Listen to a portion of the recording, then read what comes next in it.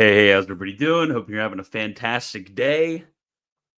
Alan and I are going to be here. Well, Alan's going to be here in a minute to tell you why the Crusades were actually awesome. Crusades did not suck. All of the stuff that you've heard about them, big lies.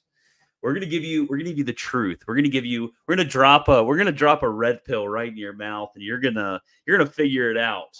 But what I was saying, we had some technical difficulties with the last stream, blah blah blah blah blah. But what I was saying is the reason that I really wanted Alan here, the reason why Alan is our guy, is Alan is just an absolute uh, just king of primary source material. Alan goes through, he reads and reads and reads all of that good primary source material. He just ingests it all.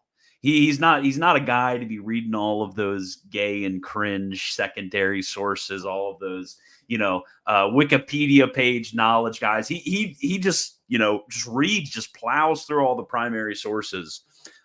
He reads them all, and he digests it as a traditional faithful Catholic. So he's judging these primary source materials that he gets his hands on from that perspective. So that's why I definitely wanted Alan on. That's also why you should go in Alan Rule. I will put up the which is right here. I'll put up the This is why you should definitely follow him on YouTube. Follow him on X, Alan Rule. Follow him everywhere because he is just an absolute machine. But he's here now. So how you doing, Alan? Well, I'm set for round two. Yeah, this is round two. For those who are watching the replay, didn't see the first part, we're going to rename it something else. But my internet decided to, unalive itself, as the YouTubers say. Right about like 2 minutes after we started. Usually my internet goes out at around 10. But we had somebody out who fixed everything. We got all the new cords and blah blah blah blah blah. Fixed all of that, and it hasn't been a problem in about a week. It seems like it's literally just Mossad trying to destroy my streams. Unironically, that's what's going on. That's why we had to change our topic at the last minute. So yeah, absolutely. Yeah. We were going to talk about a different crusade. we had to have Mossad be nice to us. So we decided to make it the Christians and Muslims fighting rather than fighting the true enemy out there. So Alan, what I kind of wanted to start out this whole shebang with, obviously we're going to be interacting with the chat. We'll be answering all super chats and anything else interesting that I see pop up. But first, I wanted to ask, and I think this is an extremely relevant question, but when we use the word crusade, like what do we mean? Because this could refer to a number of different campaigns, battles, wars, whatever you want to call it, over literal centuries. So, what do we even mean when we're using this term crusade? Well, when we use the word crusade, it's not like when Pope Urban made his speech at Claremont in 1095. He's like, all right, we got to do a crusade. No, that's not what happened. A crusade was a pilgrimage. Like the word crusade is kind of like a later term that got foisted back on it. It's not like Pope calls up Richard the Lionheart. It's like, all right, time for the third crusade. No, that didn't happen. It was a pilgrimage, but it was an armed pilgrimage. It's not like go to like the shrine at Covadonga and pay your respects. No. It was an armed pilgrimage. You had to take. That's why a lot of knights went on the first crusade. There was a lot of knights. On the crusades after that, it's kings usually that have their armies and stuff like that. So crusade's a pilgrimage, and the whole idea was to help the Byzantines, and while they're at it, to liberate the Holy Land, which had been taken over by the Turks. The Turks are the reason for the crusades. They're the new player on the scene in Christendom, because as you know, I'll start from the beginning here. In the 7th century, you see the rise of Islam. And not long after Muhammad's death, they start invading pretty much everywhere. They invade the Holy Land, Syria and Egypt, and all of North Africa, then up into Spain. And they go in just as far in the opposite direction. That's not important to us because that isn't Christian land. But there are two battles. Now, they have 100 years of jihad, the Muslims, specifically the Arabs. Then they're stopped by two battles on both fronts, two battles in the east, two in the west. In around 720, they're stopped in Spain, in northern Spain, the Battle of Covadonga. In 732, they're stopped at the Battle of Tours, and they're pushed back into Spain.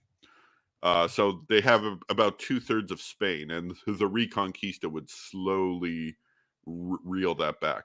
Now, in the east, they lost two battles, and they are in 718. They lost the siege of Constantinople. The siege of Constantinople was actually, we just celebrated the Assumption of Our Lady. The Muslims retreated on 718, 15th of August, and they dedicated the victory to Our Lady because of that.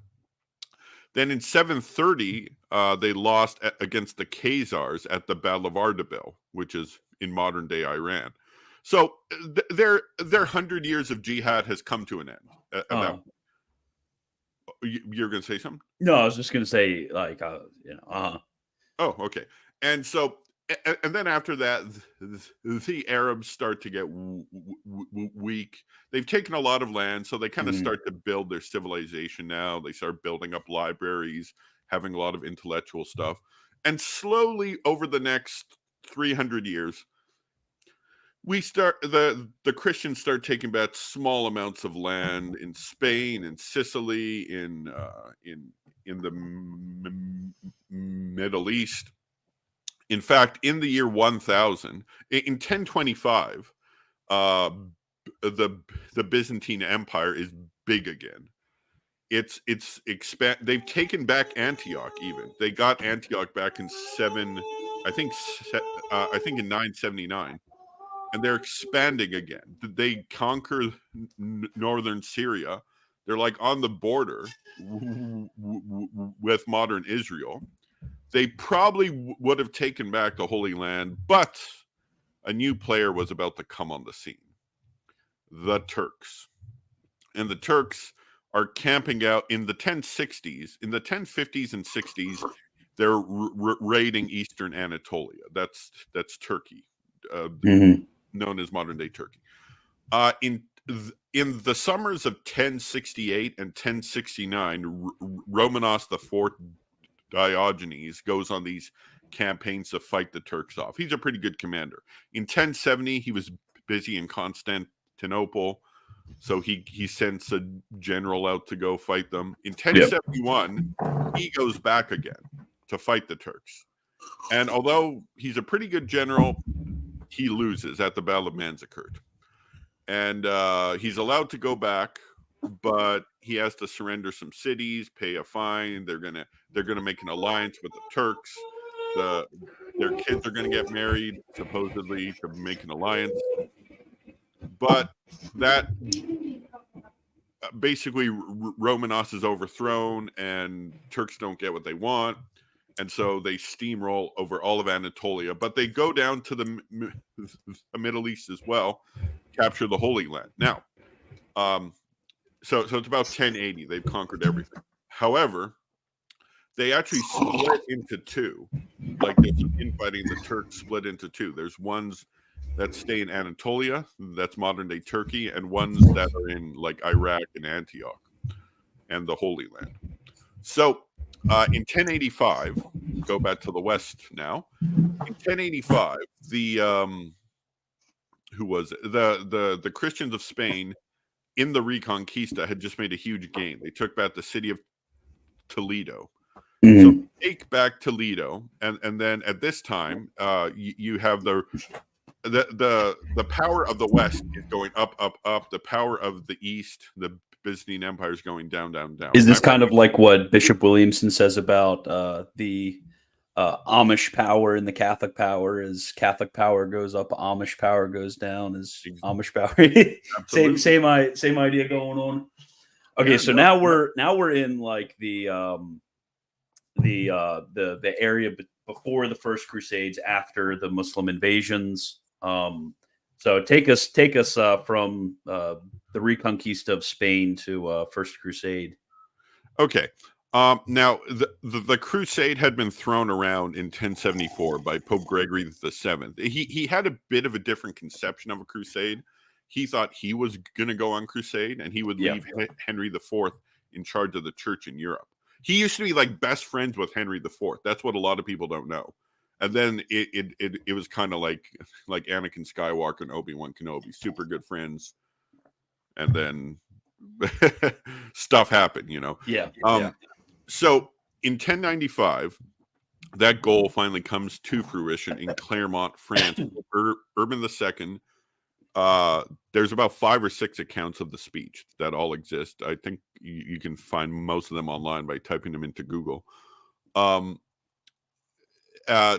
go to help the Byzantine Empire, to help Alexius Comnenus. And keep in mind, at this time, the Byzantine Empire is really weak, because not only have the Turks cleaned out all their holdings in the east, but the Normans are attacking their properties in the west. And if you've ever studied history of the Normans, they love invading the Byzantines. Oh, man. W Normans. Yeah, so the Normans at this time, they were Christian, correct? Yeah, they were pretty recent. They'd been Christian for about 100 years, maybe 150. The thing that's interesting about the First Crusade, anyway, is it's mainly the Normans and the Turks. Like 4 out of the 5 battles are against the Turks. The Normans had only been Christian about 100 years. The Turks had only been Islamic for about 100 years. So they're fairly new to their faiths. So that's kind of an interesting dynamic that not a lot of people think of. So they call this pilgrimage. You'd wear a cross on you if you had made a vow to go on this pilgrimage, armed pilgrimage, crusade. And basically all of the troops end up at Constantinople, because across the Bosphorus it's Turkish land. And there are 2 waves of 3 actually, but 2 I'm going to talk about here. 2 waves of the First Crusade. One is the Peasants' Crusade, farmers with pitchforks. They had a lot of zeal, but in terms of and they were the first wave to go into Anatolia, across the Bosphorus. They raided a few forts and stuff, but once they come out, they came against a main Turkish army. That was the end of the crusade. And then the main wave of the crusade comes, which is like armored knights and lords and stuff, and they do what in fact they found the pile of dead bodies, because as soon as the Turks killed the Peasants' Crusade, they just piled up their bodies there, and the main Crusaders force came across that and paid their respects, said prayers for the repose of their soul. So the first thing the Crusaders are going to do is take back the ancient Christian city of Nicaea. People here probably know about the First and Second Council of Nicaea. And so it's an important Christian city, the modern city of Iznik in Turkey. And they go and they free that city, both the Crusaders and the Byzantine troops. And then we got Nicaea back. So then they start to head south. You got to head south now. So they're going across Anatolia, and Kilij Arslan, the Turkish ruler of the Turks in Anatolia, he decides to ambush the Crusaders at the Battle of Dorylium. This is 1097. And the Crusaders, although their army was spread thin, they managed to fight off the Turks. And while this is going on, the Byzantine emperor is taking his army, kind of like following behind him, like taking back Turkish land now that the Turkish power has been a bit weakened by the Crusaders. So now they make it down to Antioch. Now this is where things get interesting, because Antioch, it's under a separate Turkish leader. It's not the Sultanate of Rum. It's the main Seljuk Empire. It's huge city, huge walled city. They're trying to assault it. They're not having a lot of luck. They eventually find a Christian in the city to let them in, because although it's under Islamic control, there's still a lot of Christians in the city. They open the door and boom, they finally take the city. Then they get attacked by the Seljuk army, led by, I believe it's Kurbaga. So they go out and they attack Kurbaga's army and rout his army. Then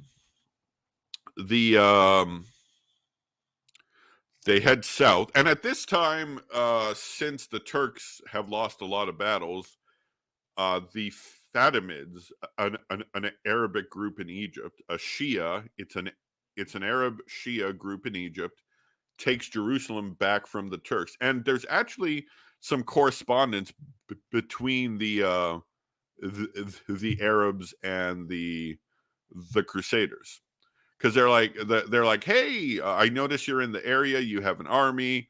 The Turks are my enemy too. Let's work together. Anyway. So is this like some interreligious dialogue type thing going on between Shias and Catholics against the Turks? So, I mean, I am totally because so just so you guys know, I mean, the Turks were crazy. I mean, they were just writing like sodomitic like pederast love poems, and like the Turks were crazy. So I am totally okay with the Shia Catholic alliance against the Turks. I mean, that's kind of awesome, actually. Yeah, no. In fact, I have a lot of Persian friends. Like I probably have like 5 or 6 like close Persian friends. You know, what I've noticed is there's kind of like a natural attraction of a lot of the Shia tradition to Catholicism. It's very interesting that this goes back. It's like ancestral memory type stuff. But I think that's an interesting point, actually, to show that it was actually there were intra-Muslim wars going on that Christians were kind of stepping into. And it wasn't really purely a Christian world versus Muslim world type thing. You even had Christians fighting against Christians in some of the Crusades.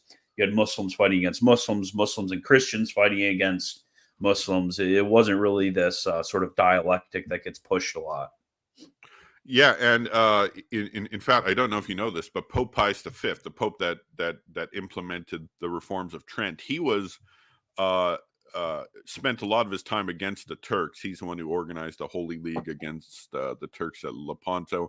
But he was actually talking with the Persians about going to war with the Turks. I don't think that came to fruition, but I mean, that would have been so epic. Could you imagine? That would have been epic, you know. Because you already know that this would have been crazy history, but you already know that the Lutherans would have teamed up with the Turks. I mean, I think that it's quite evident that would have happened. I can't remember where I heard that there was like a sort of proposed alliance between the Lutherans and the Turks against the Catholics during the 30 Years' War.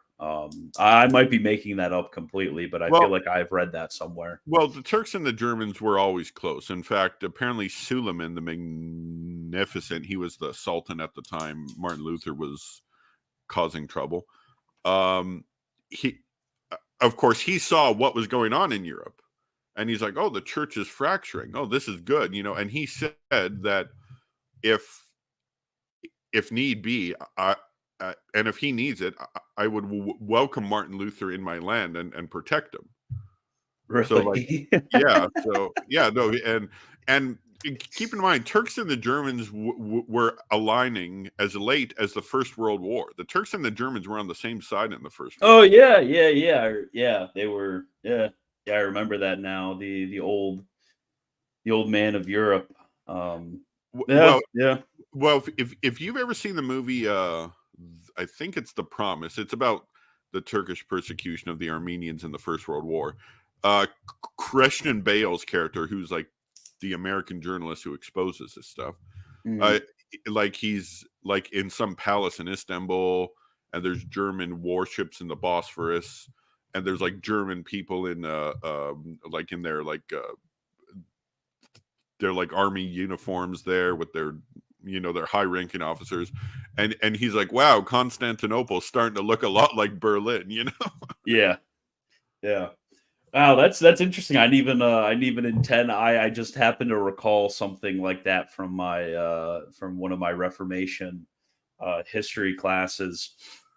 So we're now at a sort of First Crusade type. I wanted to actually kind of pause before we continue on and ask you what, when we say that like the Crusades were cool, the Crusades were awesome, the Crusades were good actually, and so on and so forth, but the Crusades were justified.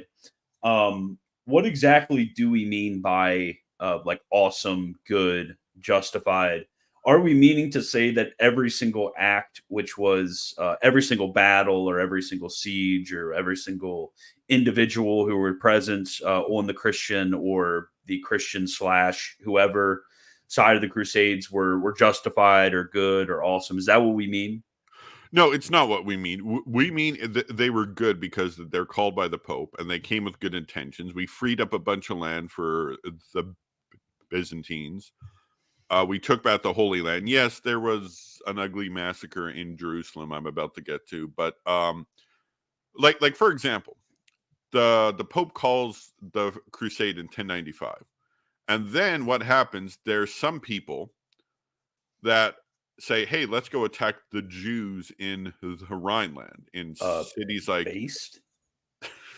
Oh, you're about to say that was one of the bad things, aren't you? Yeah, that was one of the bad things. Okay, okay, continue. Uh yeah, so they attacked the Jewish communities in Trier, Speyer, Mainz, Worms, all those places.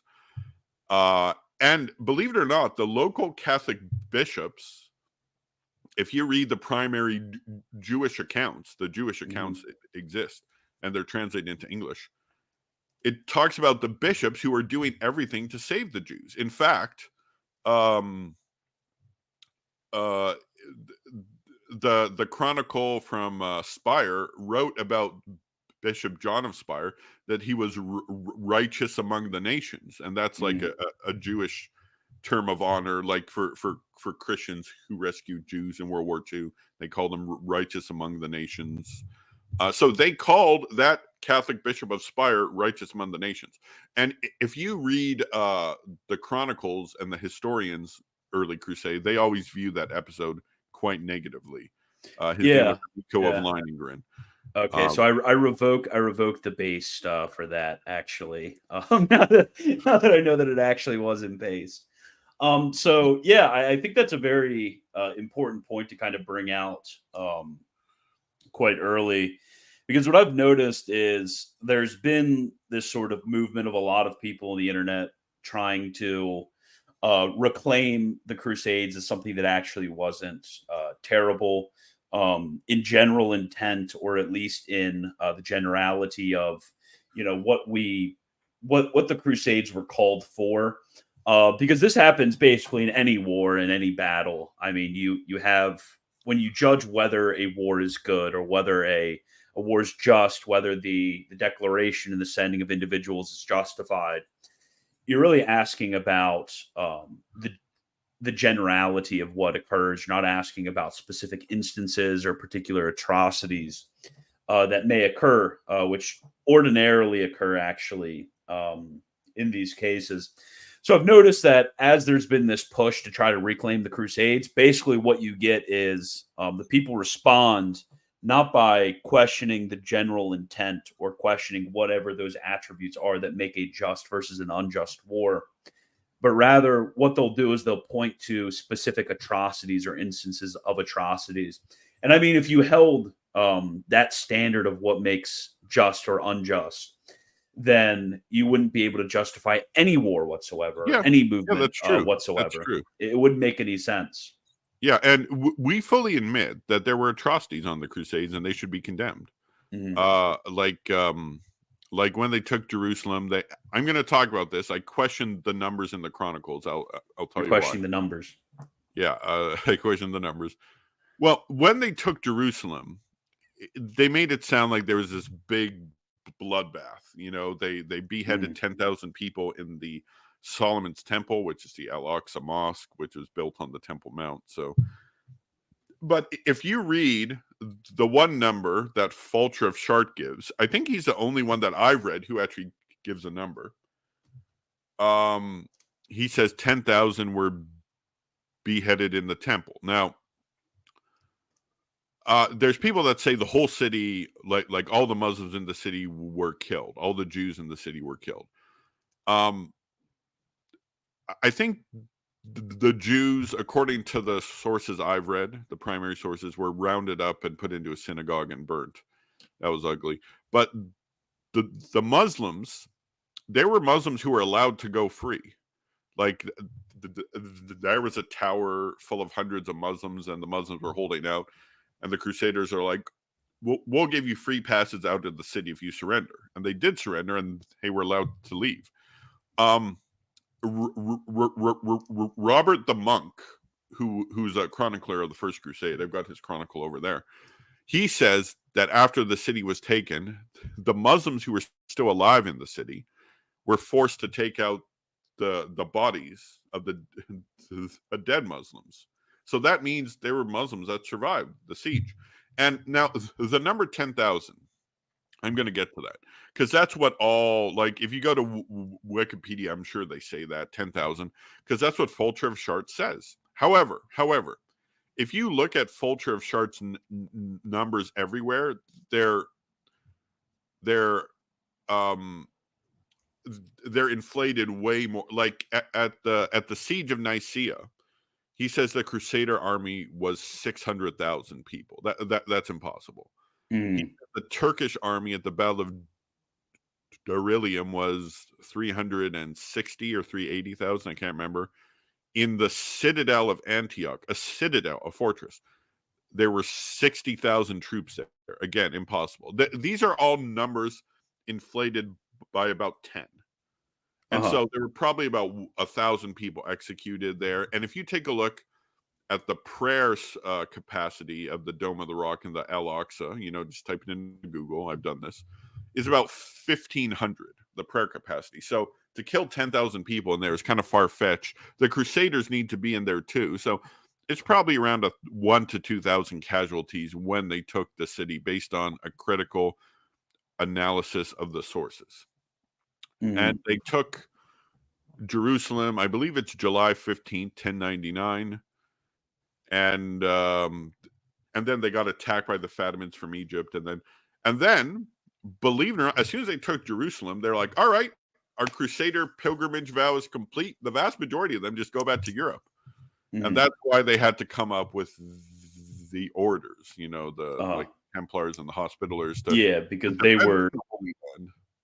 Because they were for defending pilgrims and not, just giving back all of the victories that were hard fought. But what I wanted to bring up also, another interesting point that kind of is brought up here, that I forgot to mention, is that it's not just us anachronistically looking back and calling these things tragedies. There were actually, or atrocities, or these individual instances were bad, but it was generally good. This is actually, and we'll see this with the sack of Constantinople, absolutely. But this was the opinion of the ecclesiastics at the time, the popes, the various chroniclers, bishops. I mean, this is the position that they took as well. This isn't just us as moderns looking back and saying, well, this massacre, that massacre, this battle or that battle, that they were bad, but the generality was good. No, that's been the position since the beginning. I just wanted to bring that up. But yes, please continue. So they took Jerusalem in 1099. and they set up the Crusader states, and they kind of uh, there's 4 Crusader states. The county of Edessa, that's kind of far off in modern day Turkey. The Principality of Antioch, which is around Antioch, and the county of Tripoli, which is like in Lebanon, like modern day Lebanon. And so, and of course, the kingdom of Jerusalem, which went even beyond the Jordan River. So it's funny if you talk about a certain religion and their defense of the land of Israel. They're like, oh, we were the only people who ever made a state with Jerusalem the capital. Until then, it was part of like some empire. And then you need to remind them that Kingdom of Jerusalem, capital was Jerusalem, and they don't like that, you know. It's like, We yeah, love Baldwin. We love Baldwin. Baldwin, yeah. Baldwin, a lot of Baldwins. There were 5 King Baldwins, I believe. Like the video, guys. Yeah, so true. Okay, so the Second Crusade, the county of Edessa, I talked about the county of Edessa that was kind of far off. That gets conquered in 1144, 45, 46, around there. I can't remember the exact year. And then the Pope calls the Second Crusade. And at this time, it's King Louis VII and the Holy Roman Emperor. I think his name was Conrad. I believe his name was Conrad. Then they both go into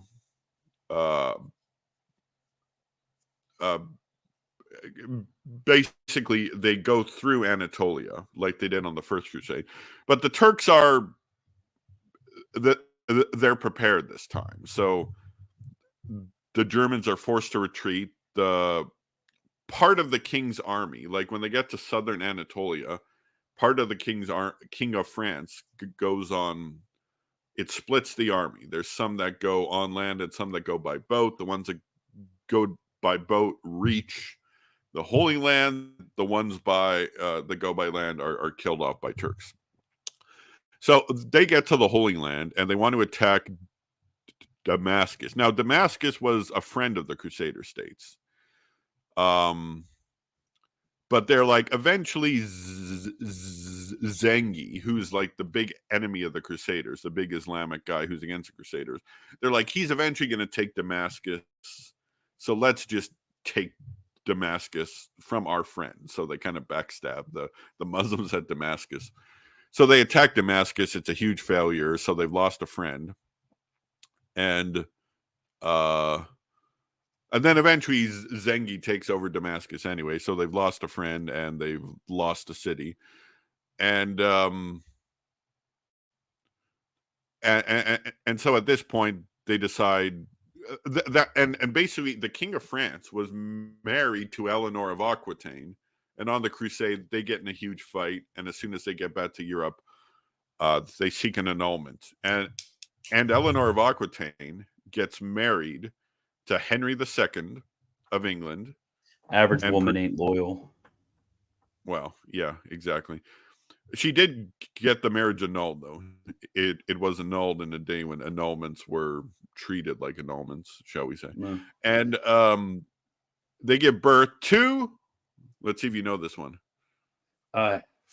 Henry II? Yeah. I can't remember off the top of my head. I just know Henry II. He was the king with Saint Thomas Becket. Yeah. Yeah, Saint. Yeah.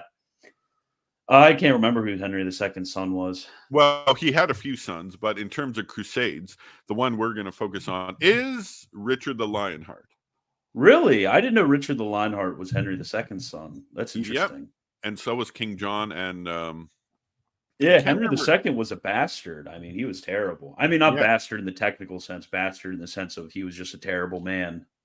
Have you seen that film about Thomas Becket? Like, oh, it's such a good film. I don't care if it's historically accurate or not. It's just such an awesome film. Well, like the part at the end, because Henry II's from the Normans, and you still have the Norman-Saxon distinction in England. So like at the very end, when he gets the monks kind of flail him for his penance, Like they walk away, he's like Saxon scum, Yeah. such a racist guy. But his son Richard the Lionheart, around this time, Jerusalem falls to Saladin. Oh, and by the way, a fun fact: about 1180. This is for all the Muslims who are watching. There's a Muslim chronicler from Spain named Ibn Jubair. He came across a lot of cash in Spain because he was part of the administration of the Almohads, and he decides to go on the pilgrimage, the Islamic pilgrimage to Mecca, known as the Hajj. So he chronicles his journey. He goes through Egypt, he goes down to Mecca, he stays there for a bit, then he goes up to Damascus, then he comes back. He passes through the Crusader states, and he says the Muslims in the Crusader states live better lives than the Muslims in the surrounding Islamic empires. Mm-hmm. Interesting. Forget the Christians or Jews or anyone. The Muslims.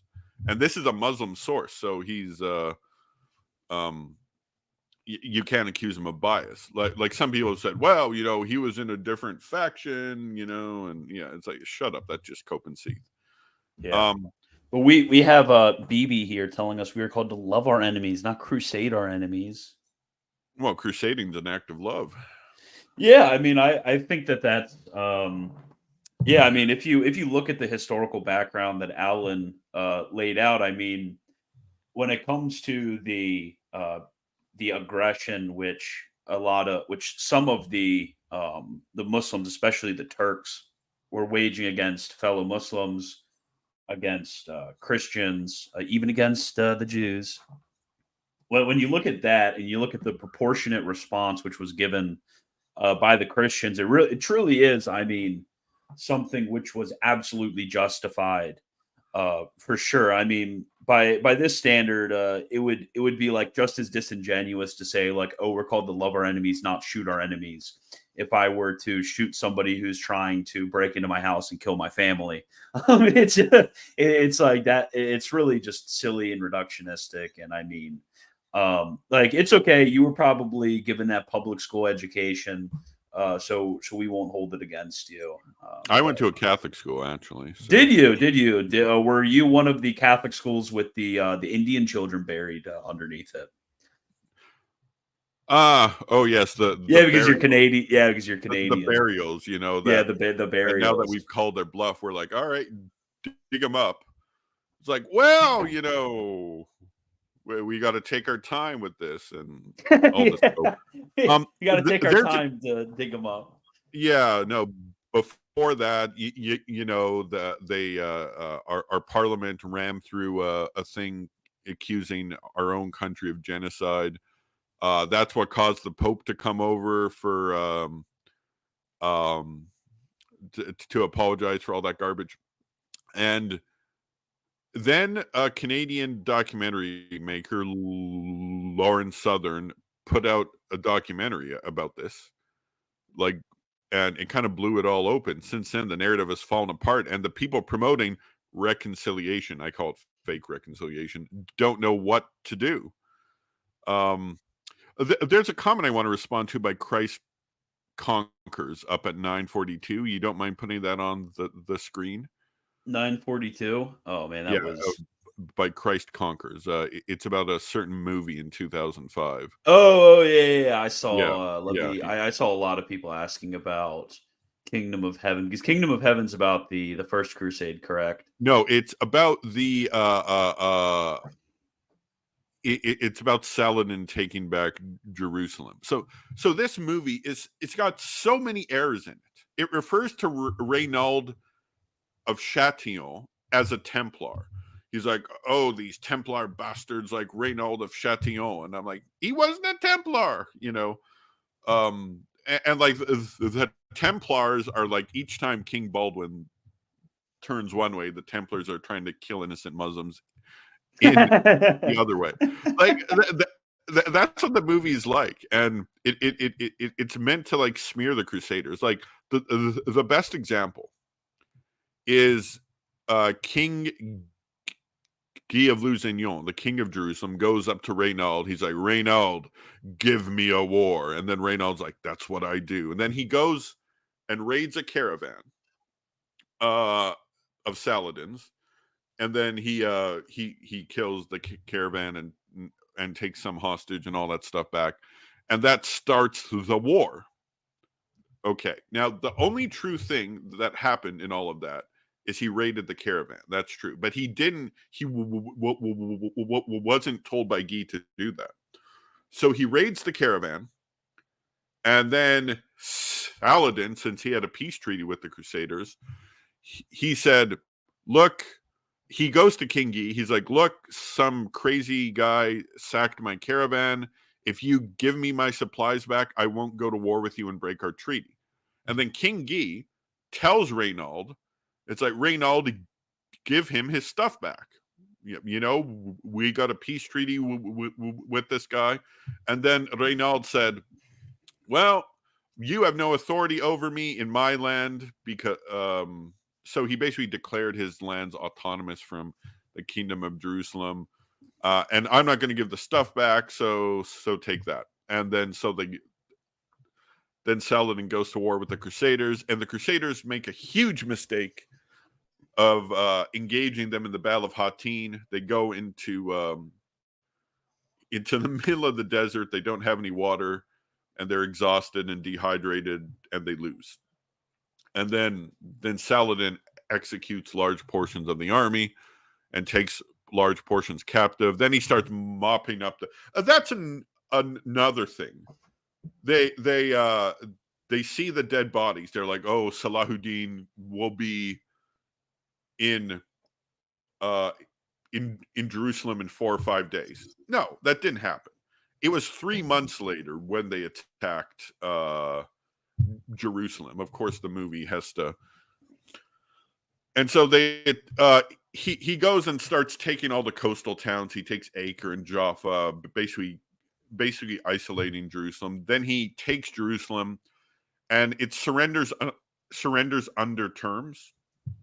The Crusaders probably could have held out a lot longer against Saladin, but they knew it would take years for an army to reach them. So they didn't know that they probably couldn't hold out that long. So they surrender under terms. They're allowed to leave the city. And they go to Tyre. They all go to Tyre because Tyre hadn't been taken.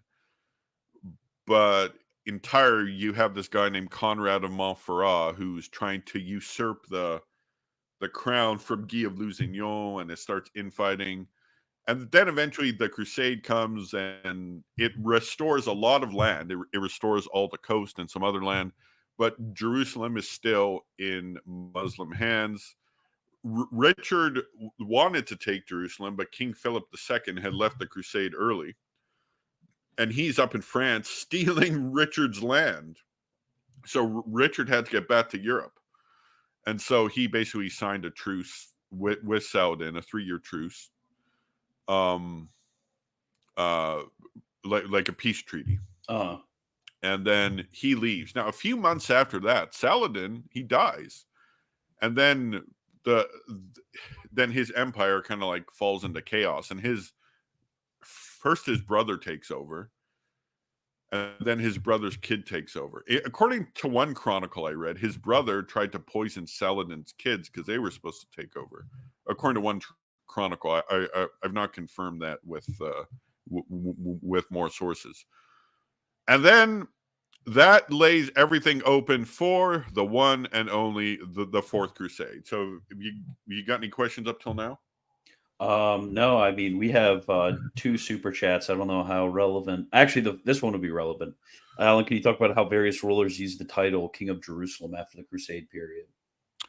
Yeah, so of course, the kings of eventually the Crusaders lose Jerusalem. Then they go to Acre. The king is there, but he's still the king of Jerusalem. And then the kings of Jerusalem in 1291, they lose the entire Crusader state. They move to the island of Cyprus, where they still use that. And eventually, it got I don't know how, but I believe the title King of Jerusalem is still with the King of Spain, the modern King of Spain. It's one of his like 100 titles. He's the King of Jerusalem. So if you go the King of Spain, I don't know who their current king is, but he still has the title King of Jerusalem. So probably, Wow. yeah. So I that's where didn't it know ended that. up. That's where I it didn't ended know up. that at all. Yeah, That's amazing. It's like oh man, who is the current king of Spain? the modern day King of Spain. Felipe the Sixth Yeah, he's of King of Spain. Jerusalem. That means because wasn't the king of Spain at the 1988 consecrations? I don't know that they I happened in think the king of Switzerland. Spain was. So the king of Jerusalem was at Bishop Williamson's consecration. Oh, I gotta check that out. I didn't know that. Yeah, I Oh, can't remember. Somebody in the chat probably knows the lore behind that. so Um, that's the same king of Spain, like the King of Spain today was the same king back then, or is it like his father or something? um, let me look. Born 1968, so he would have been 20. So it's probably his father. Um, His father was King of Jerusalem. yeah, his father was King Juan Carlos the first. Yeah, because I'm pretty sure King of Spain, SSPX. I'm pretty sure there's like a connection there or something. Um, yeah, I can't find it out. Somebody will. Whoa! I did what the Juan Maria Fernandez, Spanish traditionalist Catholic priest, journalist, and lawyer who tried to assassinate Pope John Paul II in 1982. Why the heck did I not know about Oh, this? you didn't know about that? No, I didn't know about that. Wow. Yeah, apparently, I believe he had been affiliated with the SXPX for a while. Had been. I don't think he was Mhm. at the time of the assassination, though. I know that because I skimmed through George Weigel's biography on JP2. Okay. So the Carlist claimant to Spain was at a cone. That's what I'm thinking about. Oh, okay. Not the current to the claimant. So the claimant to the throne Of was there, Jerusalem. not the current one. Actually, that would be no the okay, never mind. That would be wrong. What I was thinking. Okay, so somebody else asked about Bishop Adamar. Yeah, I believe the guy who he's talking about, Bishop Adamar Dupuy. He was on the First Crusade. He fought at the Battle of Aurelium against the Turks, because the like the whole Crusader body was in like a long column that was very spaced out, and the Turks attacked the head of the column, the vanguard, and there's only a few hundred Crusader knights there, so they're holding them off, and I believe they send Bishop Adamar. They're like, "Go get help." I think he's the one they send, or they send someone, and then Adamar comes. I can't remember, but he's part of the hero. So they're holding off thousands of Turks. They're fighting on the bed in Beryllium, and there's some epic moments here. The Bohemian of Toronto, who was the son of Robert Guiscard, guy who helped Pope Gregory VII um, take back Rome from Henry IV and his evil anti Pope Clement III. So he's the hero in that battle, and they get the rest of the army and completely rout the Turks. So yeah, he's a very important bit, and he was a bishop who fought in battle. And of course, you get these modern Eastern Orthodox apologists saying, "Oh yeah, clergy can't fight in battle." But I've read the primary Byzantine sources. I have accounts of Byzantine clergy in the 1040s fighting in battle. So take that, all of you. Take that, Josiah Trenham. So true. Yeah, Josiah Trenham. Yeah, only if they read the canons about clerical marriage, then we clerical continence, then maybe That we was a could. great stream, by the way. Thank you, That's like the thank you, best stream you've ever done. thank you. I really did. You ever see the Distinguo video edit that we Yes, did? I was just about to bring that up because there's that channel that you're part of, and you did that about 20-minute video. It's brilliant, because that's something that most people don't know how to defend. And you just ripped Gavin Ortland a new one on that. Yeah, it was actually after, because I mean, like, I had my interactions with Ortland before, but it was actually like after that video, that he claimed that he completely stopped watching me, and then eventually blocked me after another interaction. It, Yeah, like I really don't know how Ortland, because this is like, if you're reading even like secular scholarship on clerical celibacy, like they'll bring these points up as like the tradition, like Pope Saint Siricius or something, or Siricius. If you look at even liberal scholarship, they'll bring it up as, oh, this was the Christian justification for it, blah blah blah blah blah. But it seemed like Ortland, he was just deliberately mislead. I think I'm totally fine with saying this in public now because I've seen this happen on so many instances. I think he's deliberately misleading. I don't think he's just so uninformed about all these different issues. Well, and I think he relies on very bad sources like Martin Chemnitz and all these pseudo scholars who don't know what they're talking about, and so using these cheap polemics, like the stuff that Chemnitz brings up, is what people like Saint Robert Bellarmine and you in your video used to refute him, like the priests in the Old Testament. That argument, you just blew that out of the water. Like you wrecked that. Yeah, it's like, it becomes like, once you actually take seriously, this is like the crazy thing to me, because a lot of people are afraid to take seriously like old papal letters and declarations, take seriously the intrinsic arguments they give. And once you begin to take them seriously and begin to consider like them on the basis of their intrinsic merits, actually, like, these guys were like really, really bright. I mean, once you're connecting like the continents in Old Testament priests and looking at like 1 Corinthians 7, and like it's really as simple as asking yourself, okay, well, Gavin Ortland, he's basically saying, I like, we can't impose this burden on our clerics because of lack of self-control.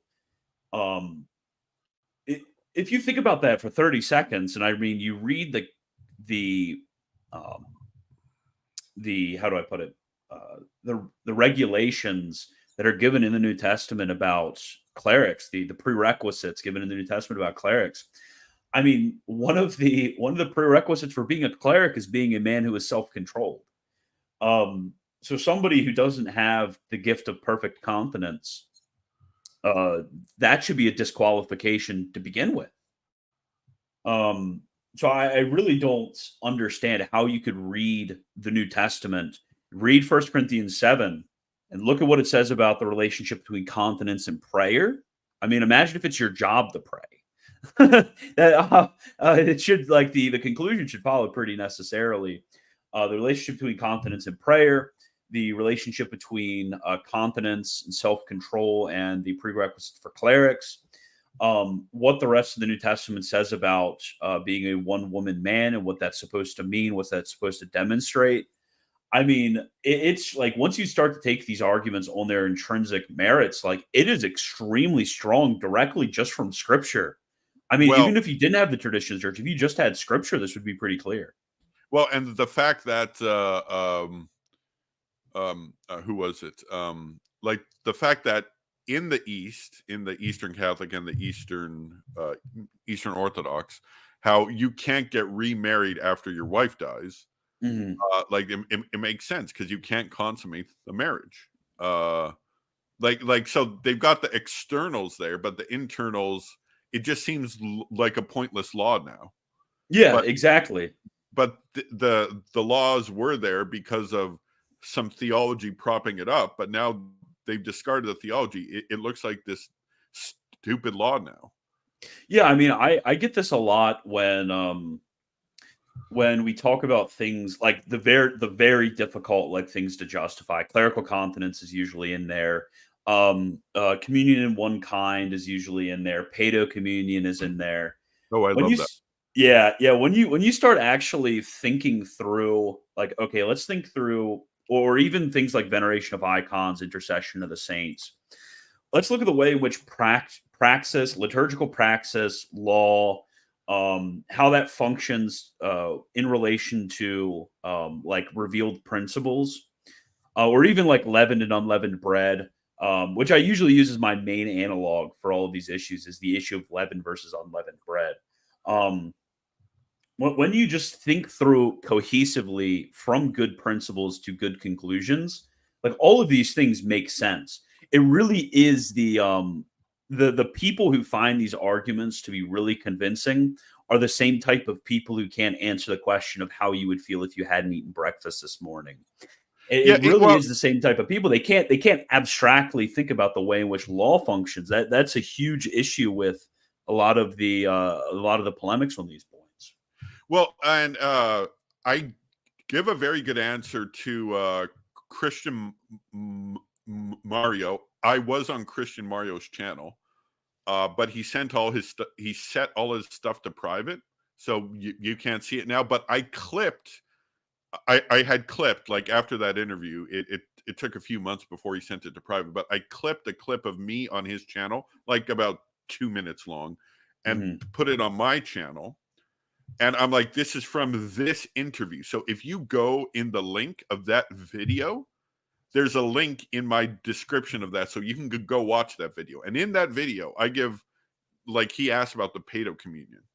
Like, the Paedo communion question comes up, and I just lay into that. And I point out that I asked him when, like, okay, they stopped doing the Paedo communion in, I don't know, like 1200 or something. And like, I point out that the Eastern Orthodox never complained about this until the encyclical of 1848. So Really, yeah, or at least of all the documents I've read, and you know really, how I like to binge the primary sources. Like, they wow. don't bring it up in 1583 in the Sigillion.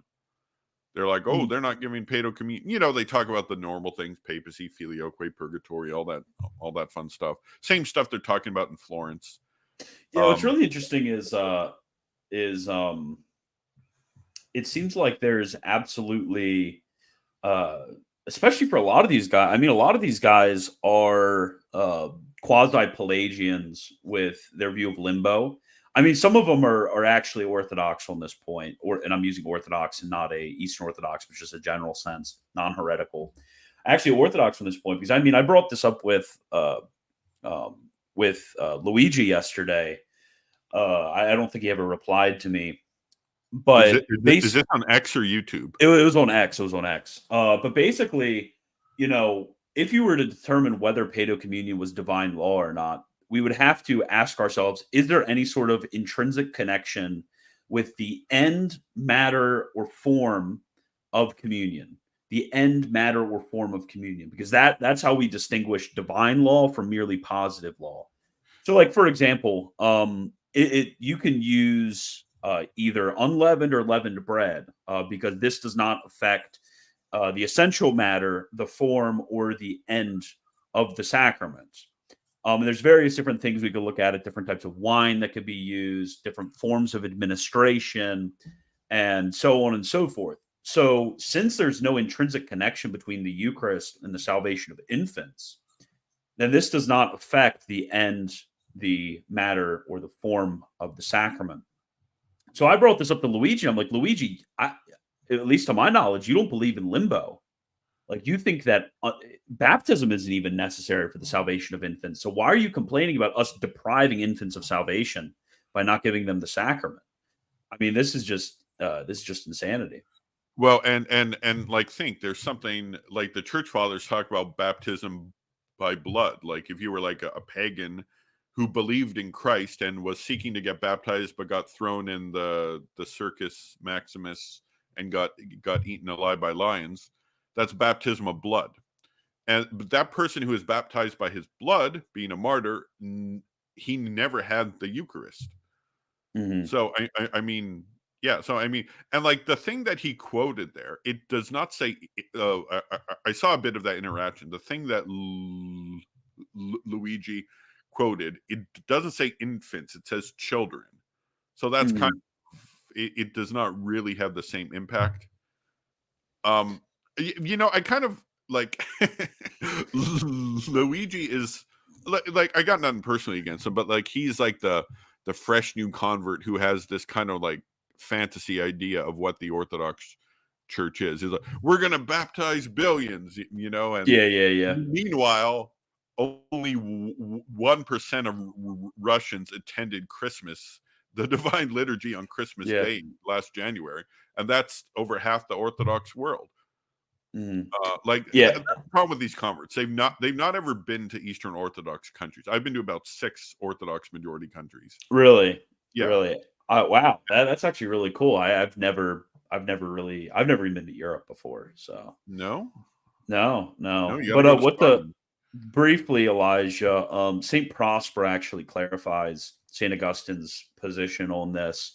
Um, so the traditional interpretation is, at least when it talks about the communing of the body and the blood, that this communing actually happens by way of baptism, because nobody can be justified without somehow being united to the body of Christ, whether sacramentally through the Eucharist or through other means. I mean, so this is like a really early interpretation from a student of St. Augustine to say that that you're actually misinterpreting St. Augustine by saying that he meant that unless he didn't mean that unless you actually take the sacrament itself and consume the body and blood of Christ sacramentally, um, that you would be damned.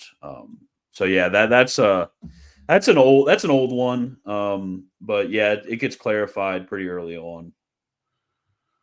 Oh The- yeah, yeah. I forgot. There's other super chats. I forgot. yes, yeah, yes. Send them here. I'll Yeah. happy. So were Were the the Northern Northern Crusades justified? It feels like it loses the status of just war since they were wars of aggression against the Baltic pagans. No, they weren't. The Baltic pagan. Well, see, okay, I got to admit, it is really hard to find primary sources on this. So all my information is from secondary sources. I feel terrible, but at least I'm being honest with you. It's really hard to get primary sources on the Northern Crusades. So, but what I know about the Northern Crusades, they were killing the missionaries. They were killing the Catholic missionaries who were peaceful, and so then they responded. Uh, like you probably heard of the Wendish Crusade and all Yeah. those crusades. Yeah, no, they were on a response to aggression. It's not like, hey, they believe in something that we don't believe. Let's invade their land. No, that's not how it works or has ever worked. But again, I'm trying to get a hold of primary sources on these. It's really hard. I think there are some available, but they're not as thorough as I'd like. So yeah. And then, all right, W guest for the breakdown of Kingdom of Heaven. My point was about the pronunciation. Also, did not know about the bit about the King of Jerusalem. I don't know about this is about to be referenced to, but thank you for the super chat. Alan, do you have any comprehensive books on? Probably on the Crusades, I'm guessing, Yeah, right? on the Crusades. Okay. I'm thinking. All right. If you guys want to know, if you're brand new to this and you want to get into the primary sources and you want to know where to start, this is the book. It's called A History of the Expedition of Jerusalem, Expedition to Jerusalem, 1095 to 1127. So it's the First Crusade, and it kind of gives a history of the Crusader states until 11. So about the first 30 years of the 25, 30 years of the Crusader states, by Fulcher of Chartres. He's a French chronicler from that time. And you can buy this on Amazon. I got it for about $25 or $30 Canadian. I don't know what that is in American dollars. Probably $20, I'm guessing. I don't know. Search it up. It's not that expensive, and it's really good. It's thorough. It's about 300 pages of primary source. And that'll give you the First Crusade, the introduction to the Crusader states, and then after, if you're done with that, come to me, send me a thing on X or something, or in the comments of this video. I'll respond to it. I'll tell you what to read next.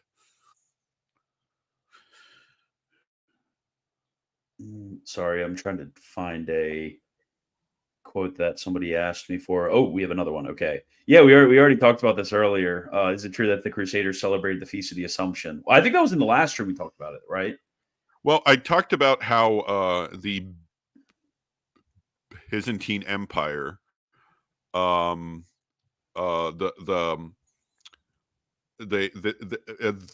in the siege of 718 against Constantinople, they retreated on August 15th, which is the Feast of the Assumption, and they dedicated the victory of the Blessed Virgin, dedicated it to the Blessed Virgin. I do have to say something though. In this chronicle, I think it's in this chronicle, when the Crusaders take Antioch, you know how like a ton of Eastern Orthodox like to say, oh yeah, Peter was the bishop of Rome. That's true, but what you guys don't know is he was the bishop of Antioch first. Ha ha ha! Checkmate. Really? In this, like we've always known about that. In this chronicle, as soon as the Crusaders take Antioch, they send a letter to the Pope. They're like, "Hey, we've captured Peter's first bishopric," or something like that. I can't remember the words they use, but we know that Peter was the bishop of Antioch. The Crusaders knew. It's like, yeah, we got Peter's where Peter was bishop. Like, it is just the bone snapping stupidity of these people, you know. Anyway, So true. So true. So in our okay, no, we have another super chat. We had a brief pause. I think we were between the fourth and fifth crusade in our general third and fourth. overview. We're Third and fourth. Okay. It's obviously not a primary source. What does Alan think of the works by Runkeman, as they're probably the most popular works on the subject? I have no idea who this guy is. They're trash. He was a like a scholar from the 1950s. I believe actually he was a sodomite. I believe he was a sodomite. Really, many such cases. Many such cases. Yeah, and of course he hates the Crusaders and stuff like that. If you want, like, of course I say read the primary sources, but if you're gonna go for a one volume like overview of the Crusades, there's a book by Thomas Madden called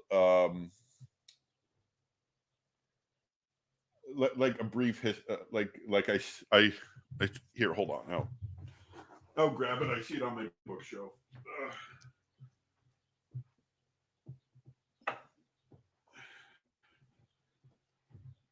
So again, I say read the primary sources, but if you're not going to do that, The New Concise History of the Crusades by Thomas F. Madden. I've had email correspondence with Thomas Madden because he's the world's authority on the Fourth Crusade. And of course, I'm trying to read every primary source in English on the Fourth Crusade. So I emailed him, and he told me what to read. He was shocked I'd read as much as I have. But the Fourth Crusade is my bread and butter. I've read every primary source available in English.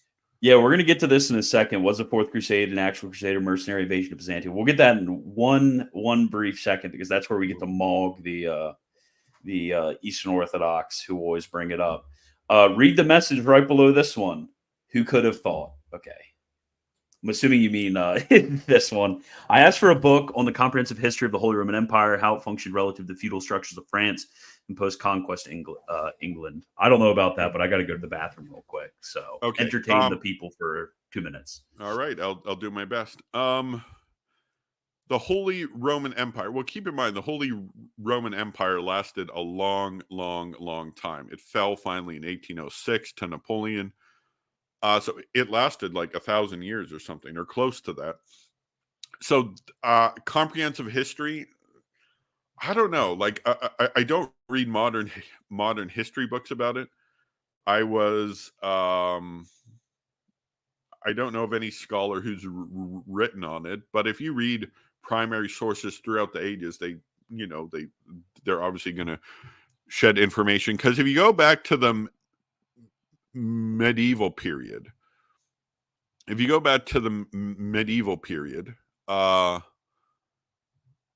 the big three monarchs in Europe, like 1200, say the big three monarchs in Europe were King of France, King of England, Holy Roman Empire, and those, of course, there's the King of Hungary, the kings of Castile and Aragon, and other kings, but those were the big ones. I don't know of a comprehensive history of the whole thing.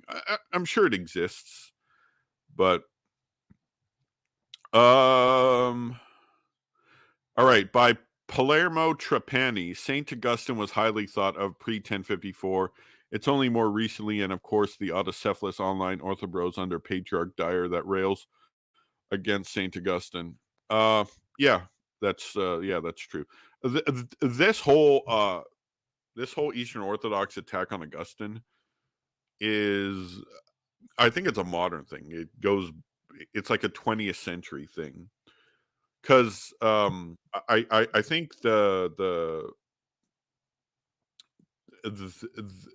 they start to realize that Saint Augustine basically supports the Catholics on everything that the Orthodox disagree on, so they had to turn on him.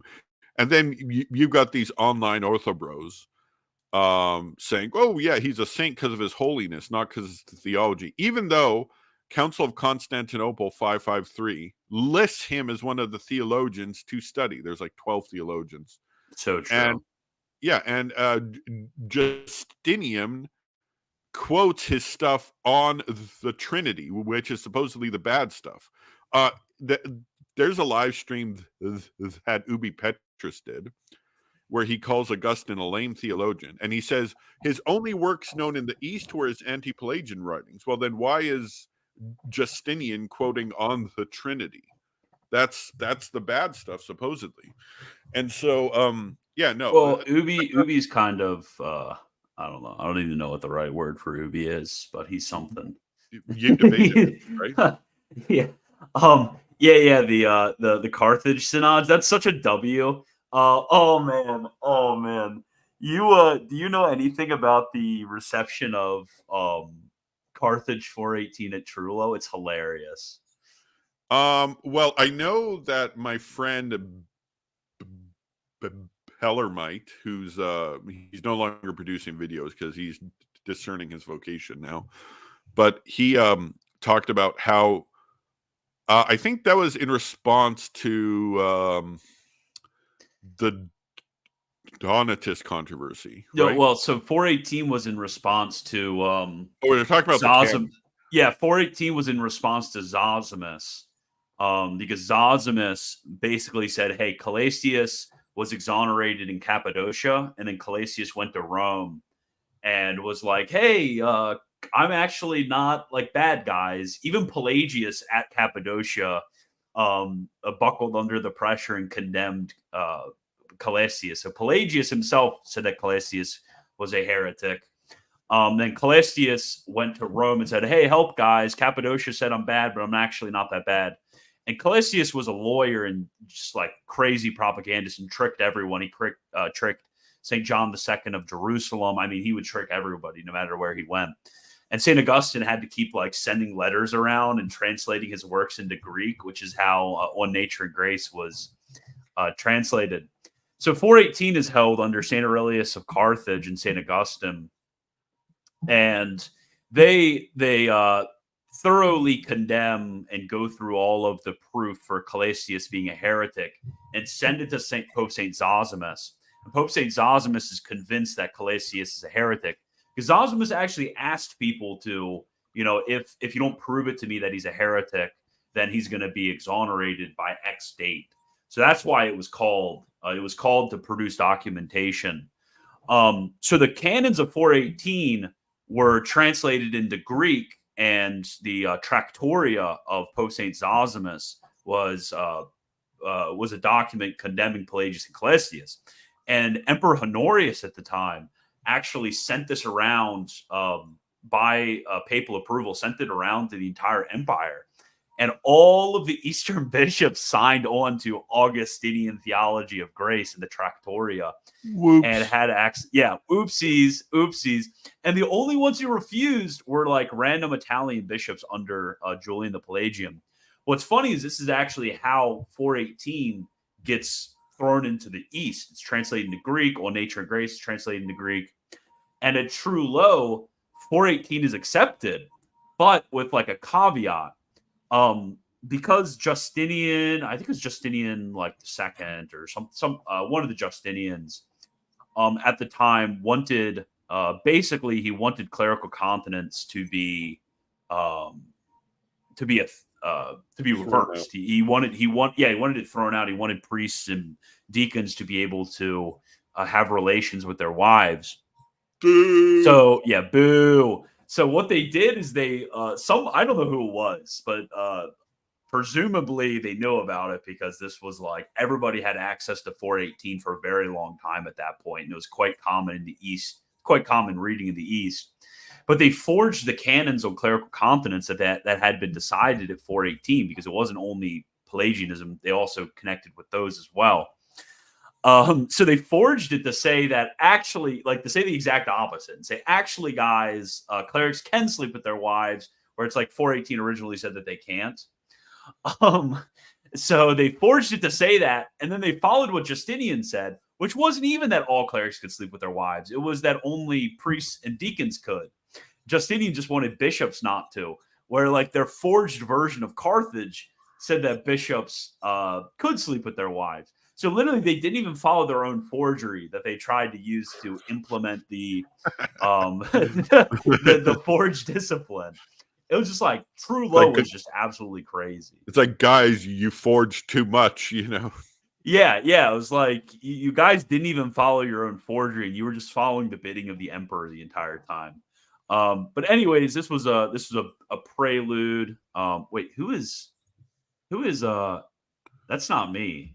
That wasn't me. You guys saw that my hands were away. I don't know who has access to my channel right now, but I don't really care that much. Okay, so Fourth Crusade now. What happened with the Fourth Crusade? Right before we get to that, you talked about the whole thing with Coelestius. There's two books you should read: The Life of Saint Augustine by Posidius and The Life of Saint Andrews by Paulinus and Milan. They talk about this. Obviously, they kind of do it from a narrative point of view. You don't have all the documents, but they're church fathers, biographies of saints.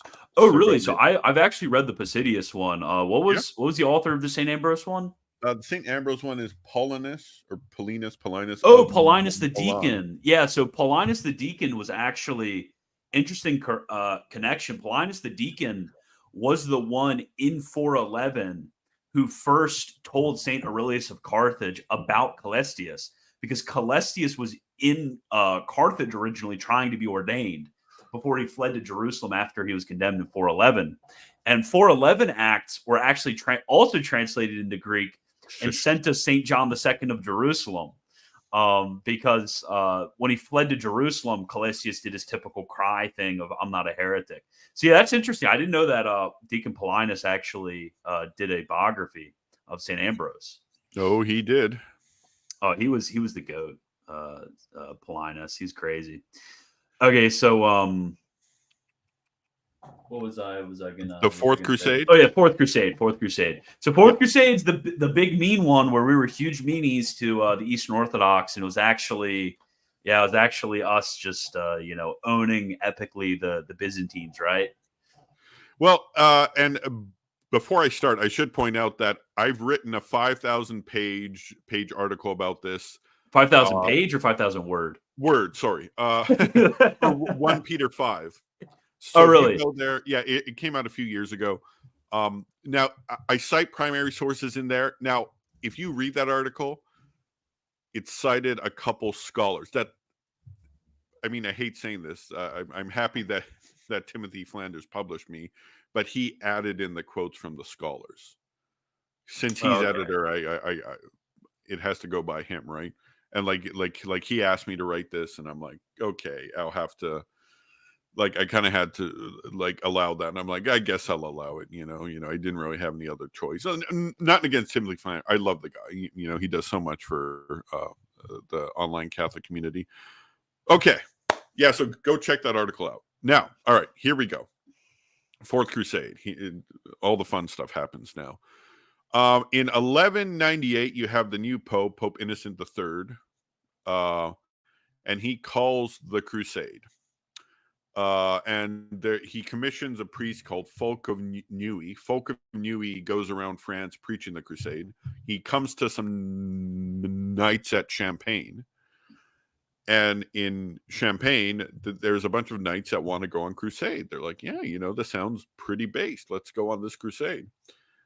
So, and of course, these nobles are in Champagne. There's no coast in Champagne. It's inland, landlocked France.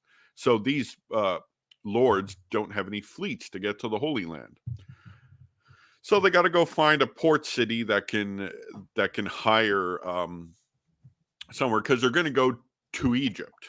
That was their plan. They're going to go to Egypt because Richard the Lionheart had floated around the idea of taking Egypt, because then if you capture Egypt, you can trade it for Jerusalem or something like that. And I've got my own thoughts of this tactic, because this would be the tactic of the 5th, 6th, and 7th Crusade, to go into Egypt. Okay, so and around this time, Richard the Lionheart dies. He was supposed to lead the 4th Crusade, but he had died in a siege. He got hit by an arrow. His surgeon cut out the arrow, but it went gangrene, and he died a week later. So he's dead. So they're going on the crusade. They're like, all right, we need to find a port city to contract out a fleet. So these French knights go down. They try Pisa. They try Genoa. They're like, you're asking for too much. We can't provide it. They go to Venice and talk to the Doge, who is like the head of Venice, the king of Venice. Mm-hmm. And it's like, we need a fleet for 33,000 people and 4,500 horses. Can you give us our fleet? And he's like, yes, I can. And he's like, we'll do it for 87,000 marks. Now the sources are contradictory. How much marks it costs? There's another source that says 100,000, so that one says 87,000. But in the footnote in the Chronicle of Geoffroy de Villehardouin, which I've read, it says that they've actually found the contract in the archives of Venice, and it was for 85,000. So the point is, they get to work on the fleet. Now, there are not 33,000 people in Venice, but they're going to assume that that many are going to show up. So they start preaching the crusade throughout Europe, and then more people come to Venice. But when the fleet is set to sail, there are not 33,000 people there. There's only about 11,000.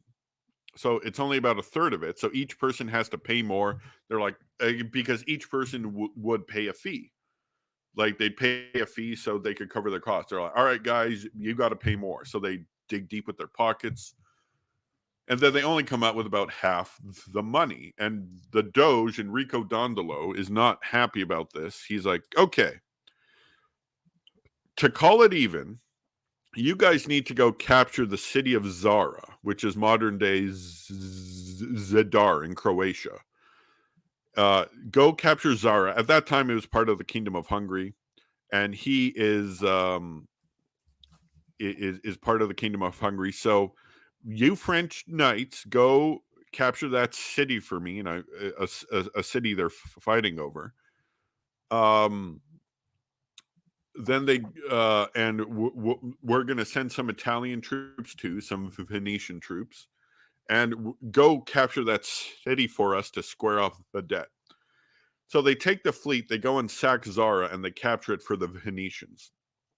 Now, the king of Hungary at this time was under a crusader vow. So not only have they attacked fellow Christians, which you're not supposed to do, they've attacked fellow crusaders. And so the Pope suspends the indulgence, excommunicates the entire crusade. The French crusaders send an envoy to the Pope saying, we had no choice, please lift the excommunication. And the Pope's like, fine. But the Venetians did not lift they didn't ask for that. So they stayed excommunicated. So then they capture this city in Croatia, and then this new player, this very mysterious guy, comes out of the blue. His name is Alexius Angelus. And his dad was the emperor. He had been overthrown. I apologize in advance. There's too many Alexiuses in this story, so you have to pay attention.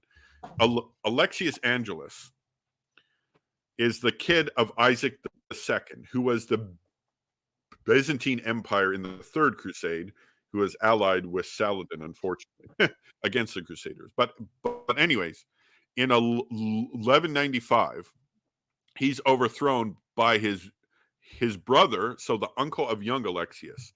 The brother or uncle who overthrew him, his name's Alexius as well. It's Alexius III, is currently in power in Constantinople, and the young Alexius, his father, is in the dungeons of Constantinople, and so he wants to go and get his father back to power. So he's going to the Crusaders, and he's like, "Oh, you guys are short of money, I hear. If you put me on the throne, I will I'll pay you out of the imperial treasury." And they're like, "Oh, that sounds good." They offered them 200,000 pieces of silver.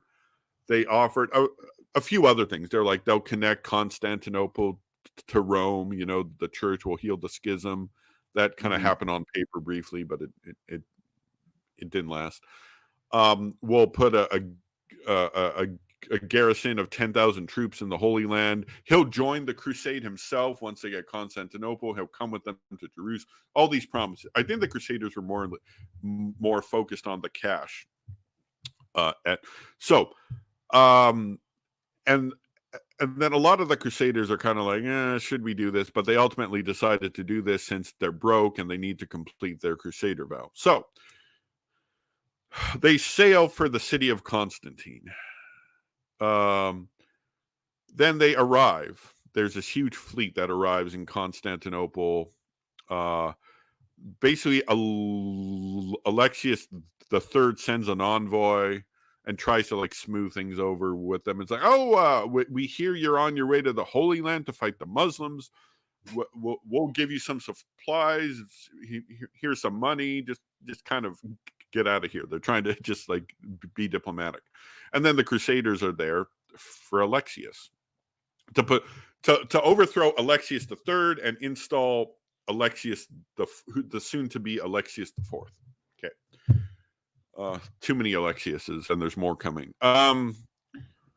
So what happens is the French knights camp out along the land walls, and the Venetians move their ships into the Golden Horn.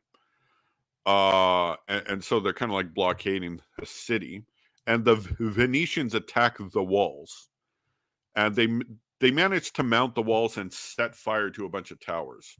At this point, the emperor Alexius III is scared. He's like, "Oh, okay, I don't know what to do." So he flees during the night. Now, remember. Now, he flees and he takes a bunch of cash out of the imperial treasury. Remember, the young Alexius had promised them to pay a bunch of money. But this bad, evil uncle Alexius takes a bunch of cash out of the imperial treasury and flees the capital. So then, at that point, they open up the gates. They take the young Alexius's father, Isaac II, they take him out of jail, and they take the young Alexius. They allow him into the city, and they're crowned as co-emperors.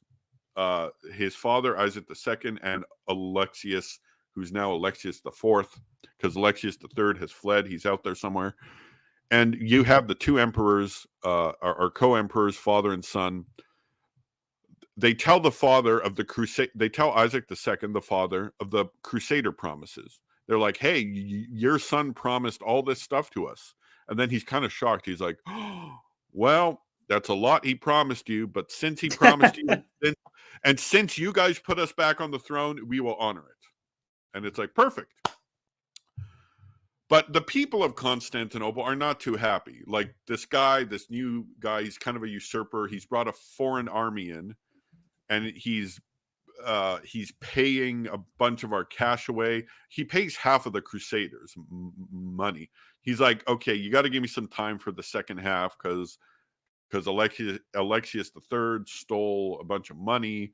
So they try to they go to churches, they melt down the vessels, they raid imperial tombs to try to get the money, get the fancy jewelry and stuff. And so eventually the people of Constantinople are pissed off. They are very mad that this new guy's their emperor. He's paid a bunch of their money, brought a foreign army. So there's a guy who says, I'm going to take matters into my own hands. It is a guy named Marzophilus. And Marzophilus was his nickname. His real name was Alexius. I know, too many Alexiuses. So this third Alexius guy, he leads a coup and kills Alexius IV. And he's installed as Emperor Alexius V. And so at this time, and at that time, his father Isaac II had died. He was super old. So the sole ruler is Alexius V, and he hates the Crusaders. He's not going to pay them a dime. But keep in mind that was the promise for him. So he's like, I got to get rid of this army. So they attack at night. Alexius V, Marzophilus, leads an attack on the French knights camped outside. Like they bring, but the French knights just repel him like it's no problem at all. And so he's they chase him. They almost capture Marzophilus, Alexius V. They capture his standard and a huge icon they bring into battle, and they gave the icon to the Crusader clergy, an icon of the Virgin. And then now, since they've attacked the Crusaders, it's war. So the Byzantines attack the Crusaders first. Then I believe it's April 12th or April 13th. I can't remember the day, but they're like, all right, we're going to attack the city now. They attacked from the water, and they take the wall, and they go and open up the door. The French knights come in, and there's not a lot of killing that happens. Like, unless they try to interfere with them, there's not a lot of killing. But the looting is immense. Like, they went to every church and they took that. They took the relics. In fact, there's a primary source, Gunther of Paris, that lists all of the relics. In fact, if you go to Venice, I know you told me a moment ago you hadn't been to Europe, but if you guys there in the chat ever go to Venice, St. Mark's Basilica is the big church there. And there's these 3 or 4 bronze horses on the start. Those were taken from the Church of the Holy Apostles in Constantinople. And there's a ton of other, they took all the relics. Like how come the relics of St. John Chrysostom are at the Vatican? Like, he was a bishop of Constantinople. Because the Crusaders stole it. They stole the Shroud of Turin. They just looted everything. Yeah, we were real for that. Yeah, so like the city was stripped bare. Now, some online ortho bros are going to say, "Oh, they installed a prostitute on the patriarchal chair of like the holy seat of the patriarch or something." That's a lie. That's a lie. She sat there on her own. I've read the primary source on that. The Greek primary source, by the way. So yeah. Now it's interesting. As soon as they take the city, Alexius V flees. So they set up Constantinople as their own Latin empire. Now keep in mind, there's 2 claimants to the emperor out there: Alexius III, Alexius V. And they're out there trying to gather support. Eventually, they come into contact with each other. And they're like, hey, let's team up, try to get Constantinople back. And they're like, okay. But Alexius III backstabs Alexius V and has him blinded. And so Alexius V is wandering the countryside blind, and the Crusade patrol picks him up. And they take him back to Constantinople. They have him executed by throwing him off a pillar. They throw him off a pillar. And get this. And so he dies when he hits the ground. Apparently, the pillar, according to one source, the pillar at one time was actually owned by a Stylite, like those pillars. Oh, Yeah, man. Bro was literally hated by everyone. Like both sides just like despised him. yeah. It's like, get out, and they're like, since because his name was Alexius Ducas, and that was like a high-ranking family in Constantinople. And they're like, well, he's from a high family. Let's give him a high death. So they blindfold him, take him to the pillar. Wait, they blindfolded him. Wasn't his eyes gone? You're right. I thought he said that he got his eyes taken. Yes, How do they blind? Yes, he was. Okay. Okay, I'm probably getting mixed up with someone else. That's a good point. I mean, the point is, I remember him not seeing it. That's what I remember from the primary sources. He didn't see it. So like they took him up. He's like, "What's going on?" Boom. Yeah, they were real for that. Yeah. So he's dead. And so basically, and they set up, and at that point, there's three main successor states. There's what's called the Empire of Nicaea, and then you have the Empire of Trebizond that had broken away during this whole thing, and then the Despotate of Epirus. And of course, they're all trying to get Constantinople back, but they're all fighting each other too, because that's what the Byzantines do. And a thing that comes up, a lot of Orthodox say, "Oh, during the Great Western Schism, who was the Patriarch of Constantinople, or who was the Pope during the Great Western Schism?" Because you had two claimants in Avignon and Rome. Well, we can counter that, because we can say, who is the Patriarch of Constantinople in 1230? According to the Greek sources, the Greek source refers to the Italian patriarch that was installed by the Crusaders as the patriarch, not anti-patriarch, pseudo-patriarch, the patriarch. But he's not recognized in the patriarchal line. The patriarchs at Nicaea are like the patriarchs in exile that's recognized as the line. So we can throw that objection back at them. It's like, how do you know who the true patriarch of Constantinople was, right? And then eventually in 1259, there's a battle called the Battle of Pelagonia. That is a battle between two of the successor states, I believe. I'm going off long memory here. And eventually, Michael VIII is basically the only contender who's at the Empire of Nicaea, the only contender for to get Constantinople back. Because like at that point, the Empire of Trebizond had kind of gone on their own. They didn't care to be back with them. They wanted to be on their own. And there's two good primary sources about that empire. But anyway, eventually this one day in 1261 at night, they forgot to close the door, and and the Byzantines come back and take the city from the from the Latin Crusaders, and that's the end of the. Then you got the Byzantine Empire restored fully. It's Michael VIII. Now, I can continue the story a bit, because this actually feeds into the Union of Lions, if you want me to go into this. Yeah. Okay. All right. So you have the emperor, and he's hated by everyone. He's hated by the Catholics and the Eastern Orthodox now, but he did get Constantinople back. Now, prior to this, he had been talking with the Pope to try to negotiate Constantinople back, and he'd get the church into union. So what happened is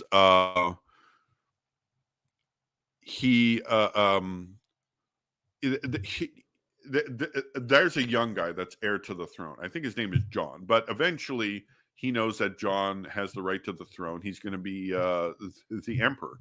So Michael has him blinded. So he can't be emperor. That's the law. If you're blind, you can't be emperor. So that's what they would do. I know it's pretty gruesome. The patriarch was named Arsenius. And Arsenius, this has never happened before. What I'm about to tell you. The patriarch of Constantinople excommunicates the emperor. Only time it's ever happened, as far as I know. And then, so this has not ever happened before. So the emperor's kind of like, oh, what's going on? So then he's like, okay, I'm the emperor. I'm going to replace the patriarch of Constantinople with Joseph. He's my friend. So Joseph, my good friend, undo the excommunication. Boom, done. He's back in the church. But since he was appointed by an excommunicated emperor, not a lot of people see him as a valid emperor or Joseph as the valid patriarch. So there's kind of a schism of the Arsenites and the Josephites. And anyways, Joseph is the patriarch up to 1274-75. Then he's like, okay, they're having an ecumenical council in France. We need to. He sends some envoys to get the union. Okay, they got the union. They come back. He's like, Joseph, I need you to implement the union. And Joseph's like, no, I'm against the union. Sorry. Then he's like, all right, Joseph's gone. John Beckos is the new patriarch. So John Beckos implements the union. Now you have 3 camps: Josephites, Arsenites, and the Unionists in Constantinople. Now, both the Josephs and Josephites, Arsenites are against each other, but they're both against the union. And so John Beckos and the patriarch are trying to implement, John Beckos and the emperor are trying to implement the union. It's not working. The people don't want to be part of the Catholic Church. So at this point, Charles of Anjou, it's around 1282. Charles of Anjou, who's the brother of King Saint Louis IX of France, is planning a crusade. And like, not planning, he's getting troops together. And he's the leader of Sicily. And the Sicilians hate Charles of Anjou. And there's a great primary source on this. It's called The War of the Sicilian Vespers by John... I can't remember. It's available online. You can purchase it online. A brilliant primary source. It's one of my favorite primary sources. I think it's John Procida. It's a Sicilian chronicle. But like, to make a long story short, basically the emperor collaborates with a bunch of people in Sicily who hate Charles of Anjou, and to cause a revolt called the Sicilian Vespers, to overthrow Charles of Anjou. And Charles of Anjou is overthrown, and he lost his empire, and he didn't really have anything to crusade with anymore. So that was pretty funny. Go read that primary source. I think it's called the War of the Sicilian Vespers against King Charles, or something like that, by John... I believe it's John Procida, Procida. Amazing primary source. Okay. Okay, we're back. I found it. Okay. You found the primary source? No, I just found the Wikipedia page. Came over. Okay, so check in the sources or the references.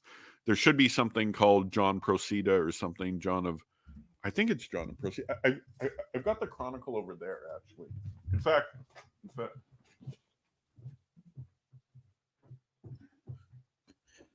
right, I found it. Okay. Sicily's Rebellion Against King Charles by John of Procida. It's amazing primary source. I can't find it.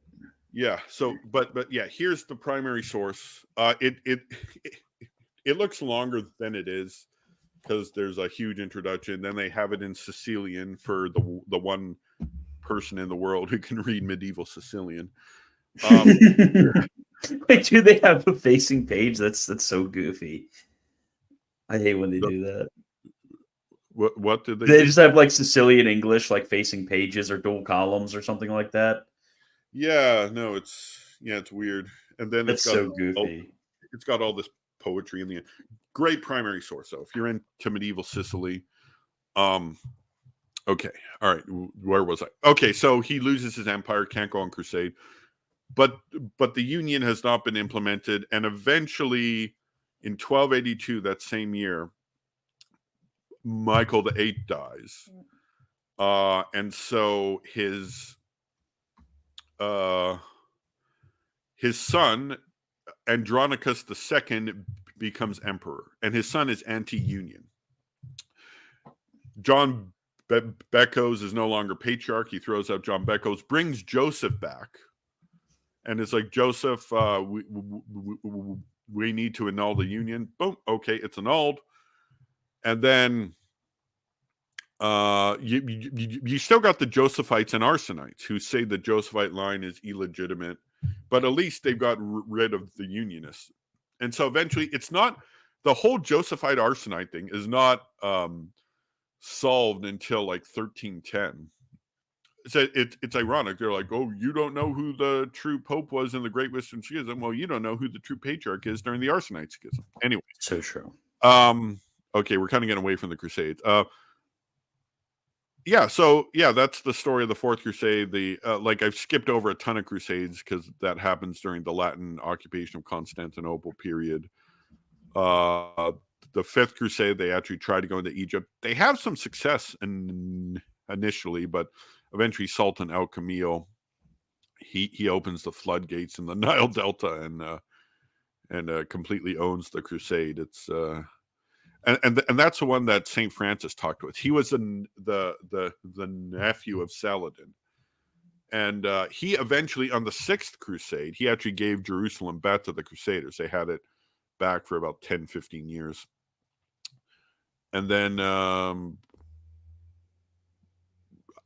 you got any more questions? Fifth, sixth, seventh, eighth, ninth. Okay. Well, possible ninth, 10th.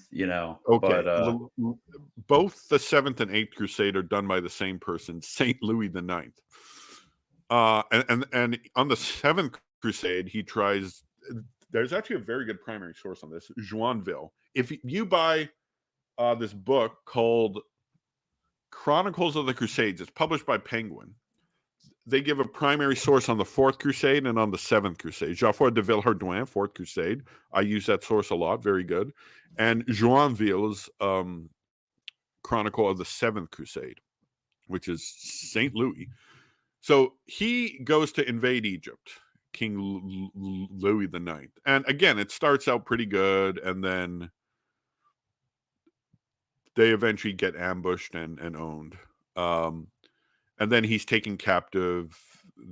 They have to ransom him. They trade the city of Damietta, which is a city they had captured for him. He goes to the Holy Land. He pays a bunch of cash to them, like a very holy man, just to build up fortifications. And then he goes back to France, and then he still sends them cash. And then eventually he wants to go on a crusade again. And then he's been hearing some reports of Tunisia. Apparently, the king of Tunisia, the Islamic Sultan of Tunisia, there were some credible rumors that he had wanted to convert to Christianity. And so, like, hey, let's stop over there and try to introduce him to the faith, and then we'll head to Jerusalem after. So they go to Tunis, to Tunisia.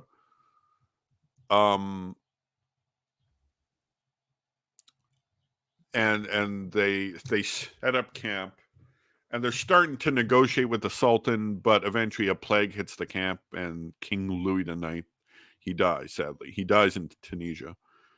The Crusaders who were still alive, they kind of eventually the Sultan, he decided not to convert to Christianity, but he allowed he gave freedom of faith to all the Muslims who wanted to convert. He allowed the Christians to build churches. And so, yeah, this is a pretty based sultan here, you know. So they built churches. And then, of course, that's the end of the Eighth Crusade, though. So the French Crusaders go back to France. The It's Ninth like Crusade. you know the story with Saint Vincent Ferrer and the Sultan. Saint Vincent. I've read a biography of him, but Yeah, well, I think I it thought was a he. difference. They just called him the Sultan. It was probably like some Muslim leader um, in Spain, but something similar happens there, where Saint Vincent Ferrer like preaches to the leader of the Muslims, and he's like, "Wow, Christianity sounds super cool, but like my people will kill me if I convert, so I'm just going to be nice to you guys rather than actually converting." So it Well, happens. well, Happens. he converted thousands of Muslims and thousands of Jews to the Yeah, faith. He yeah. was Saint Vincent Ferrer is amazing. he was a warrior for the faith, for Christ. And okay, that's the Eighth Crusade. The Ninth Crusade was not much of a crusade. It was Prince Edward of England, who eventually became he's actually the bad guy in the movie Braveheart. If you've ever seen Braveheart, Yes, I have. that like the bad guy, King Edward the First, King Edward the Longshanks, he had actually been a crusader earlier in his life. And this guy was so based, they sent the assassins, which was a group of Shia Muslims in the mountains there, they sent an assassin after him. And he beats the crap out of the assassin by himself. Like, he's totally epic, you know. And he manages to gain a couple victories. He does not have a lot of troops, though, so he can't do a lot. And then he just goes back to England. He arranged the troops with the Mamluk leader Baibars, but they did not want to leave. He stayed in the Holy Land just to make sure Baibars would not go back on his treaty, because Baibars was famous for breaking treaties. Like he would like be attacking a like a Templar fortress, and he's like, "Oh, if you guys surrender under my terms, you guys can go freely." And they're like, "Okay," but then he'd enslave all the Templars after they surrendered. Like, he was a bad guy, and for a Muslim to do that was considered scandalous. Like, Saladin would have never done that, gone back on his word. But Baybars did. You know, he's kind of like this crazy guy. You know, he's like the kind of kid who likes to like fry ants with a magnifying glass. You know, that kind of wacko nuts. And he's from Russia. He was brought over as a slave. The Mamluks were slaves originally, but then they kind of overthrew the Ayyubids and became the leaders themselves, and caused a lot of trouble for the Crusaders. It's so ironic that they're like, the Europeans had no right to that land. Well, Baybars was from Russia. Saladin was from northern Iraq. The Turks were from Central Asia. So who does it belong to? Does it belong to the Fatimids, the African Shias? Like, no one believes that anymore, but it's just cheap polemic. And in 1291, the successor of Baibars, Calawin, of course, Calawin, well, of course, in 1268, Baibars takes Antioch. And he puts the city to the sword. He sent Nice. a letter. Like, the king of Antioch was Bohemond the 6th or 7th, I can't remember. But he was not in the city when it was taken. So Baybars sends him a letter, and he describes in detail what his troops are doing to the city. It's not pretty.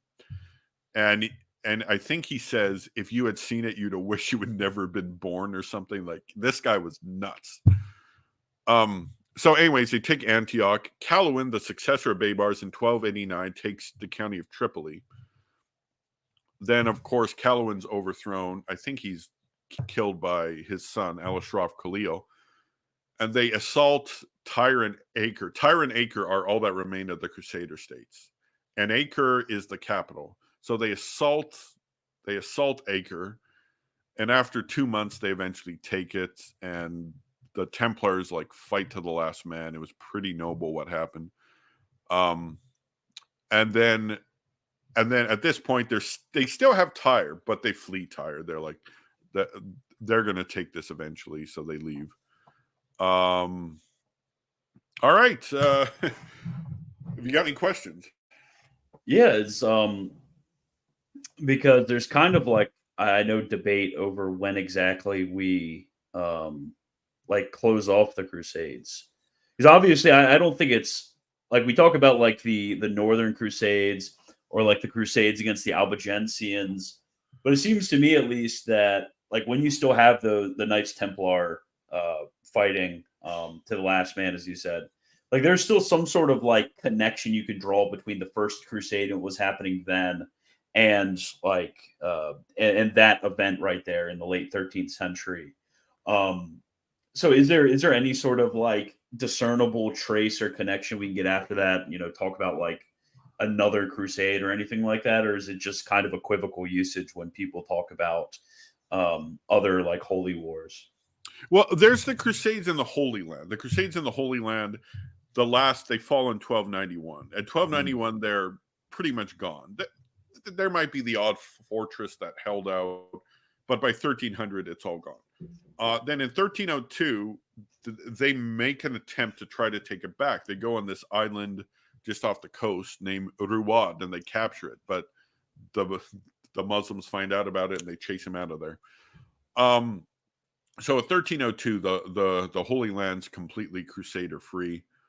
The King of France turns on the Templars because he's short of cash and he owed the Templars a bunch of money. So he like accuses them of a whole bunch of nonsense stuff. And has him tried and burned in a kangaroo court. Because a lot of people were angry at the Templars. They're like, okay, you guys were so rich. And what did that do? You know, you got all this money and like you couldn't even hold on to the Holy Land, right? So a lot of people were mad at them, and King Philip IV kind of scratched where they itch and had them looted. And the Knights of the Hospitaller kind of made themselves useful. They took the island of Rhodes, so that kind of got them off the hook. And they stay there for 180 years or so. Until they're chased out by the Turks, and they go to Malta, and they stay in Malta. They held off the Turkish invasion of Malta, but they stay there till Napoleon. That's the end of them. Napoleon puts them to bed. They still exist as like a charitable organization. Cardinal Burke was the head of the Knights of Malta, if you remember. So there are crusades called, but they're like for defense of Christian lands, like. In 1396, the Crusade of Nicopolis was against the Turks, failed. 1444, Crusade of Varna against the Turks again, failed. Because the Pope blessed it with his grace, and gave the plenary indulgence for all those who fight. In 1571, the Battle of Lepanto, that was blessed as a crusade. I heard, I don't have a primary source on this, but I have heard someone say the Spanish Armada against England was a crusade in 1588. So I guess like in the broader, I guess, definition, or like crusade, and properly speaking, we could talk about like indulgenced fighting as like a crusade. Yeah, so I'm wondering like when is like the definitive stop? I guess Spanish Armada would be a pretty late period. Yeah. I mean, was the what is the word I'm thinking of? The Intifada against Elizabeth I, Regnans and Excelsis. Was it Regnans and Excelsis? Is what it's called? Or I think it was Regnans and Excelsis. Was that indulgence when they called for resistance again? I don't know if that would count resistance against the monarch. It wouldn't be organized fighting, so no. Yeah, like well, in terms of like the Catholics in England, like things were kind of going back and forth depending who was in power, and there was a ton of secular politics involved too. The whole thing with Elizabeth had Mary, Queen of Scots, who was Catholic, executed. Um, and then the Scottish son, King James, that's where you get the King James Bible. He becomes a Protestant, although he was not a good Christian at all. He was probably a pedophile and probably a sodomite. But yeah, of course he becomes king, and then Charles I was epic, though. Charles I was epic. He was very friendly to the Catholics, Charles I. He got married because they say his mom, the one who was married to King James, Queen Anne of Denmark, or Anne of Denmark, was a closet Catholic. That's debated. Historians debate. But their son, Charles I, was married to a Catholic, Henrietta Maria of France. And they were almost able to make England Catholic again. Except, unfortunately, Cromwell goes and captures him and has his head chopped off. But his son, Charles II, eventually becomes king as soon as they get rid of Cromwell's son, because Cromwell dies. His son takes over for a few months, and they're like, all right, enough of this. Let's get the king back. So the king is back, Charles II, who's very Catholic friendly and converts on his deathbed. And he converts. And then then he dies, though. He does not have a chance to implement the Catholic policies. But his brother takes over, who's been a Catholic for a long time, James II. And they're like, uh-oh, what do we do? So this is where you get, the Jacobite uprising, James Jacob, that's where it comes from. The Battle of the Boyne. How William of Orange was actually allied with the Pope, unfortunately, in the Battle of the Boyne, because they were together. Even though he was a Protestant, they were trying to use him to flush out the Gallicans in France. So, so the Pope heard that his ally had just defeated the Catholic monarch at the Battle of the Boyne. He's like, all right, let's sing Te Deum, Yeah. I'm still trying to figure out when the last offer of the Crusade indulgence, or like a fighting indulgence, was. I'm like looking everywhere, and I can't see anything about this. I think it was Jan Sobieski and his winged hussars against the Ottoman Turks. I believe that was the last crusade with the actual indulgence. I think so. Yeah, I mean, we could have had some. Oh man, imagine if we just had a bunch of Albigensian style crusades in response to the Reformation. I mean, well, like at that time, it was like okay. As soon as 1300, the Crusader states are gone. But like, there's people who still want a crusade. They're like, we got to get the Holy Land back. And the King of France and the King of England were planning on crusading together, but unfortunately, the 100 Years' War started up, and they were too busy fighting each other. But at that time, in the 1300s, Europe was a very different place than it was in 1095. The monarchs were like, if you go back to 1095, the Pope is in charge of Europe. The monarchs are kind of down here. But by the time you get to the 1400s, it's swapped. Unfortunately. Unfortunately. It's very unfortunate. But so it's harder to call crusades now because like they're too busy. Like kings need their knights in their land to fight wars against other kings, really. Like that's why you got the 100 Years' War.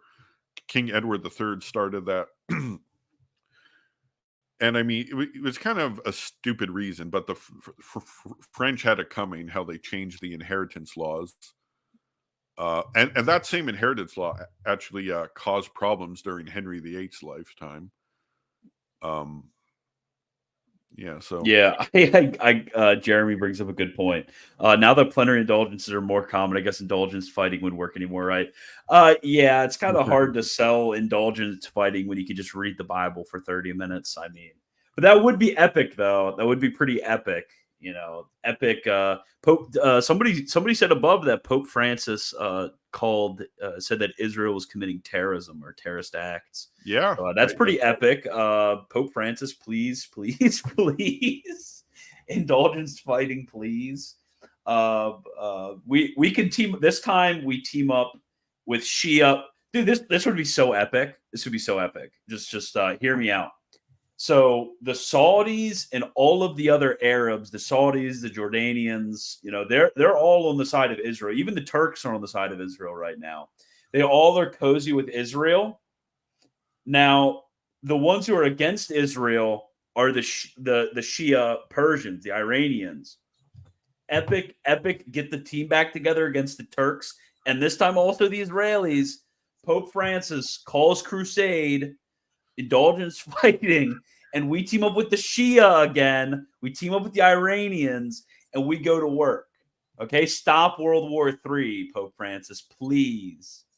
This is a W. We get Kamala Harris, who's I'm pretty sure she's Catholic, right, or something. Her husband's Jewish. I don't know. She's your guys' problem, not mine. We get right before Joe Biden leaves. Joe Biden, our greatest Catholic president, can the Holy Father can convince him to just let us do our work with Iran. We fix the Middle Eastern problem. Okay, is this a good idea or what? That is a good idea. Well, technically, Canada. Somebody get a word in with the Holy Father for me. I just found out all of our. And technically, Canada could join that because Canada technically has a Catholic. Yeah, we get the what is it, the Quebecois, or I don't know how to pronounce Trudeau is from Quebec. Really? We'll get all of the like French Canadians. We'll switch it back to like the Sacred Heart flag. It's W. Yeah, the War in the Vendée type.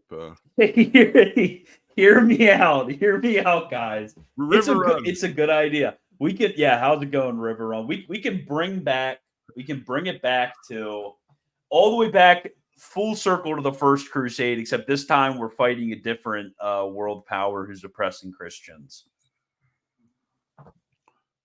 Yeah, no, they like Pope Francis pointed out how they were oppressing Christians too. You know, like they bombed the convent in Gaza and all that stuff.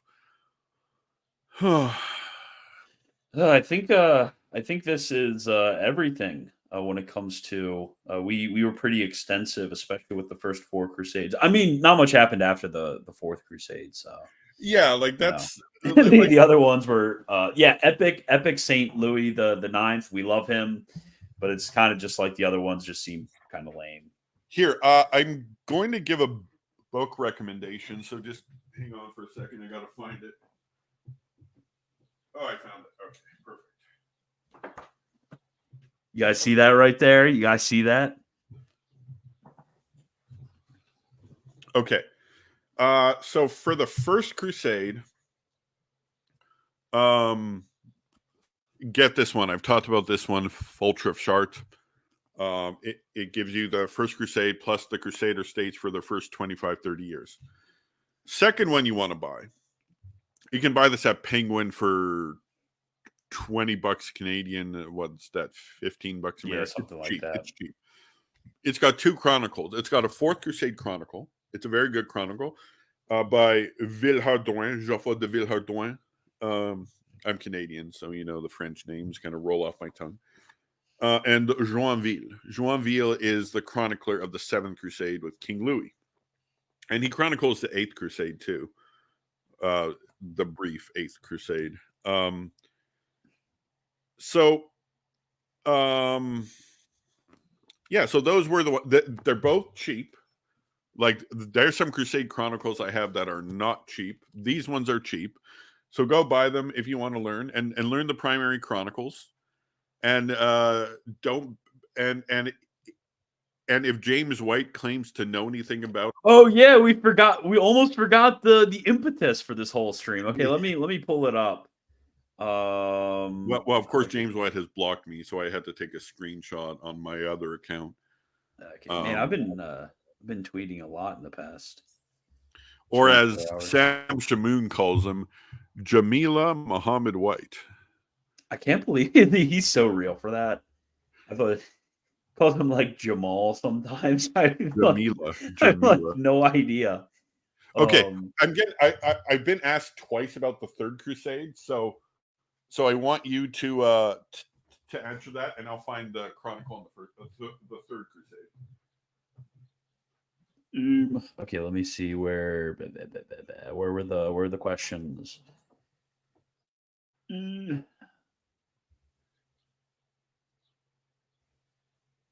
Okay, big question. What crusade were the Chronicles of Narnia? It's actually talking about a future crusade under His Holiness Pope Francis. Man, I can't find the Richard. Where? Oh, there it is. There it is. Found it. Jamal Black. Does he really call James White Jamal Black? That's kind of funny. That's so funny. Oh, man, Sam Shamoon called James White Jamal Black. That's amazing. Jamila. Yes, Mr. Jamal Black. Okay. So Chronicle of the Third Crusade. This is what you want if you want to study. It's a long one. It's a big one. It's all about Richard the Lionheart. And then there's actually a good one. There's actually a biography of Saladin. So if you want to read about the Crusade from the Islamic side, you can go there. In fact, I might have that book. It's called The Rare and Excellent History of Saladin. But I don't think James White has blocked me yet. I can probably find the original thread that this is from. Oh, he just... The Rare and Excellent History of Saladin. So, of course, it covers the same stuff as this, but it covers it from the Muslim side. So, like the Battle of Jaffa. Yeah, you can like read about the Battle of Jaffa like from both sides, and like that's so base because Richard the Lionheart, he gets on his horse and he rides up and down the line of Muslims, and he's kind of like taunting them, and the Muslims are too afraid to attack, like just one guy, and then he like charges by himself, and it's so based.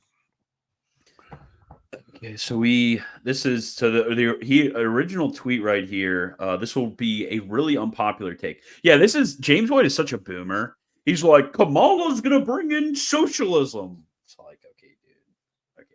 Okay, can you talk about something a little bit more interesting than socialism every 30 seconds? He literally, it's like Kamala's a communist. Like, come on, bro. Can we talk about things more interesting than this? Anyways, he said this will be a really unpopular take, but if you are griping about Muslims buying closed, formerly Christian churches, yet you have never invested yourself in opposing the leftism that killed so many of those churches, and much more to the point, have not prepared yourself to present the gospel to Muslims and sought out specific opportunities to do so, you really only have political and cultural grounds for complaint, nothing more.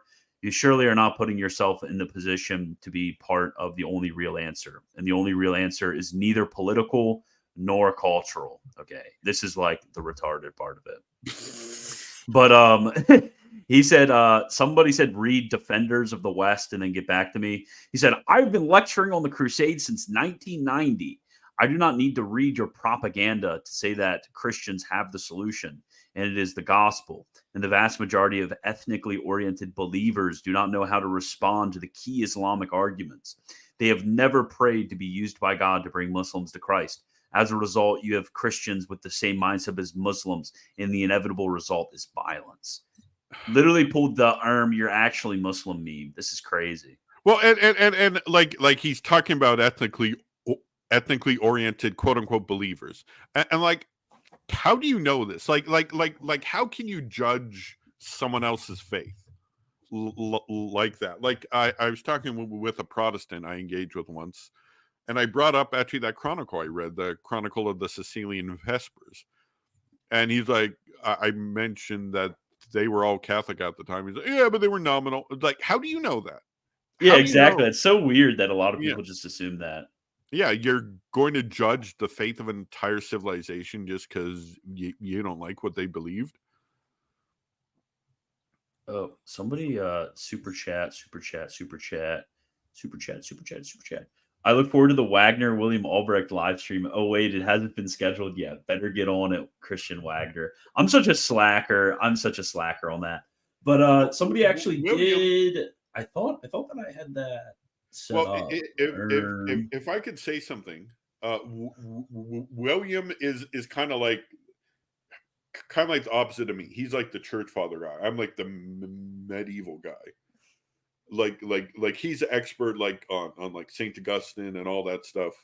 You know, stuff that I'm not really like church fathers. I'm not an expert on that. That's before my time. But starting at about 600, like I don't know if you guys saw, but on my channel, I did a response to Luigi and Craig Trulia's argument that Pope Martin didn't believe in Vatican I. I kind of blew that out of the water. And by the way, if you want the primary source on that, I happen to have it right here. Conflict and negotiation in the early church, letters from late antiquity translated from Greek, Latin, and Syriac.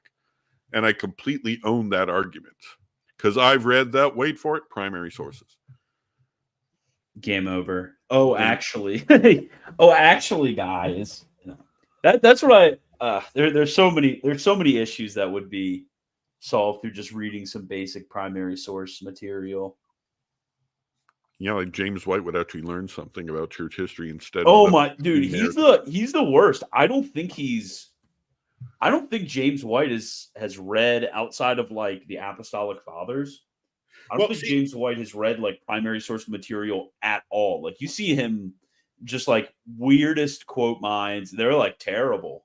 Well, like he wait, just pause for a second. A guy named Oparawara Paulo Eduardo asked, "What's my channel?"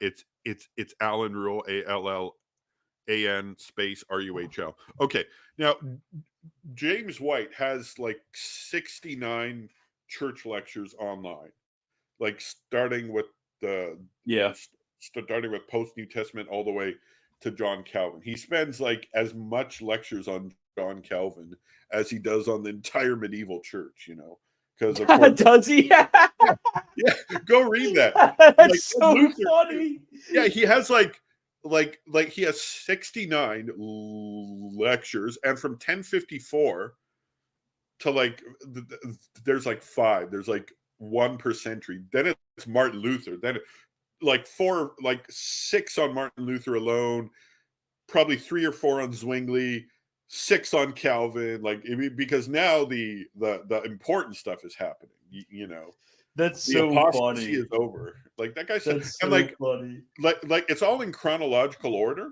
So I go to like I'm kind of interested to see his takes on certain stuff.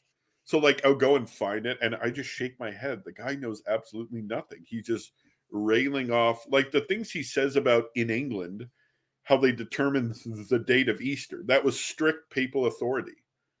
Yeah. And that's you can find that in I hope everyone here has read the Ecclesiastical History of England by Bede the Venerable. In fact,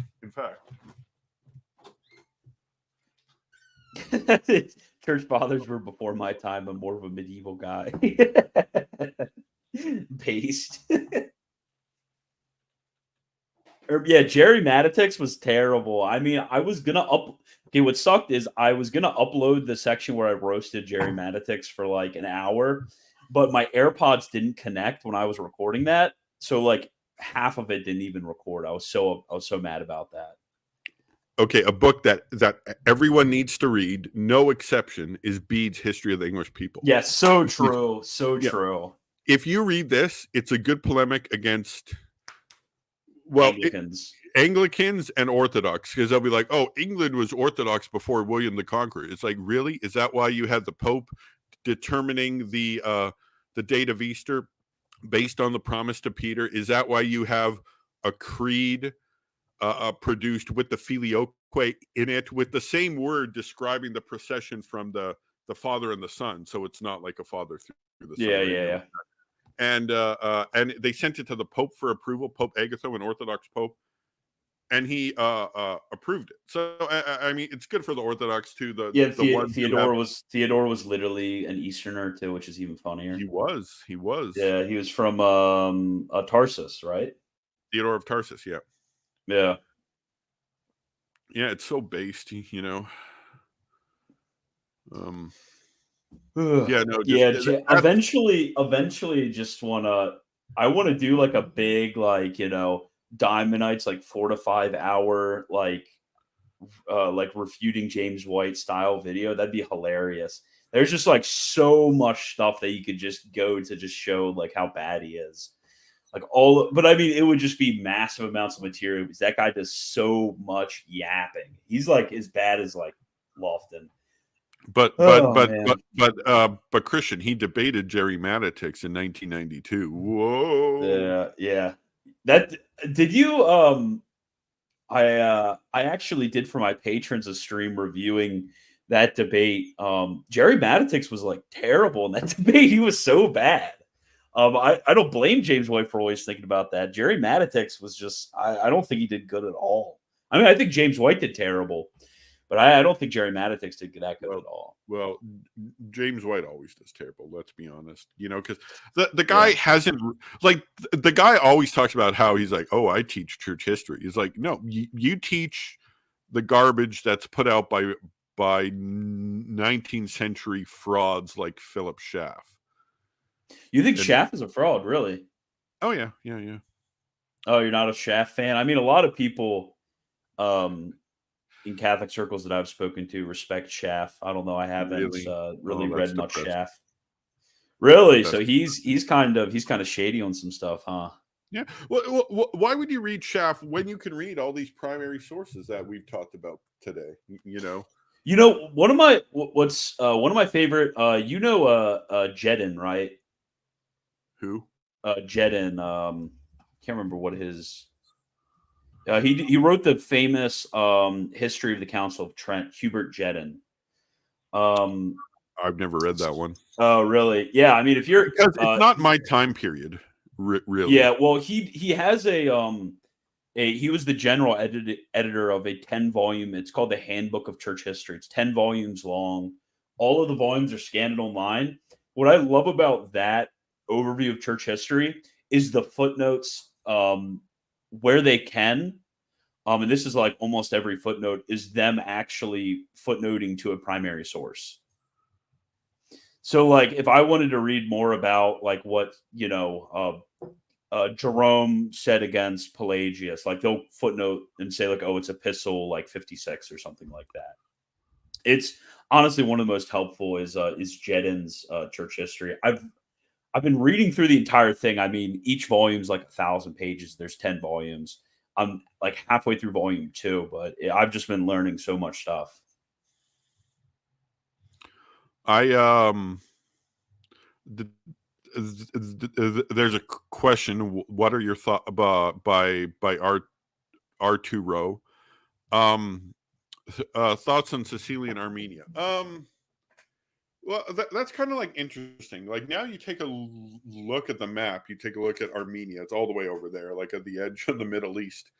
But the Armenians were all over the place. They were in the Holy Land. There's an Armenian quarter in Jerusalem. There's Sicilia, Armenia, which is southern Anatolia. The Armenians were in Egypt even.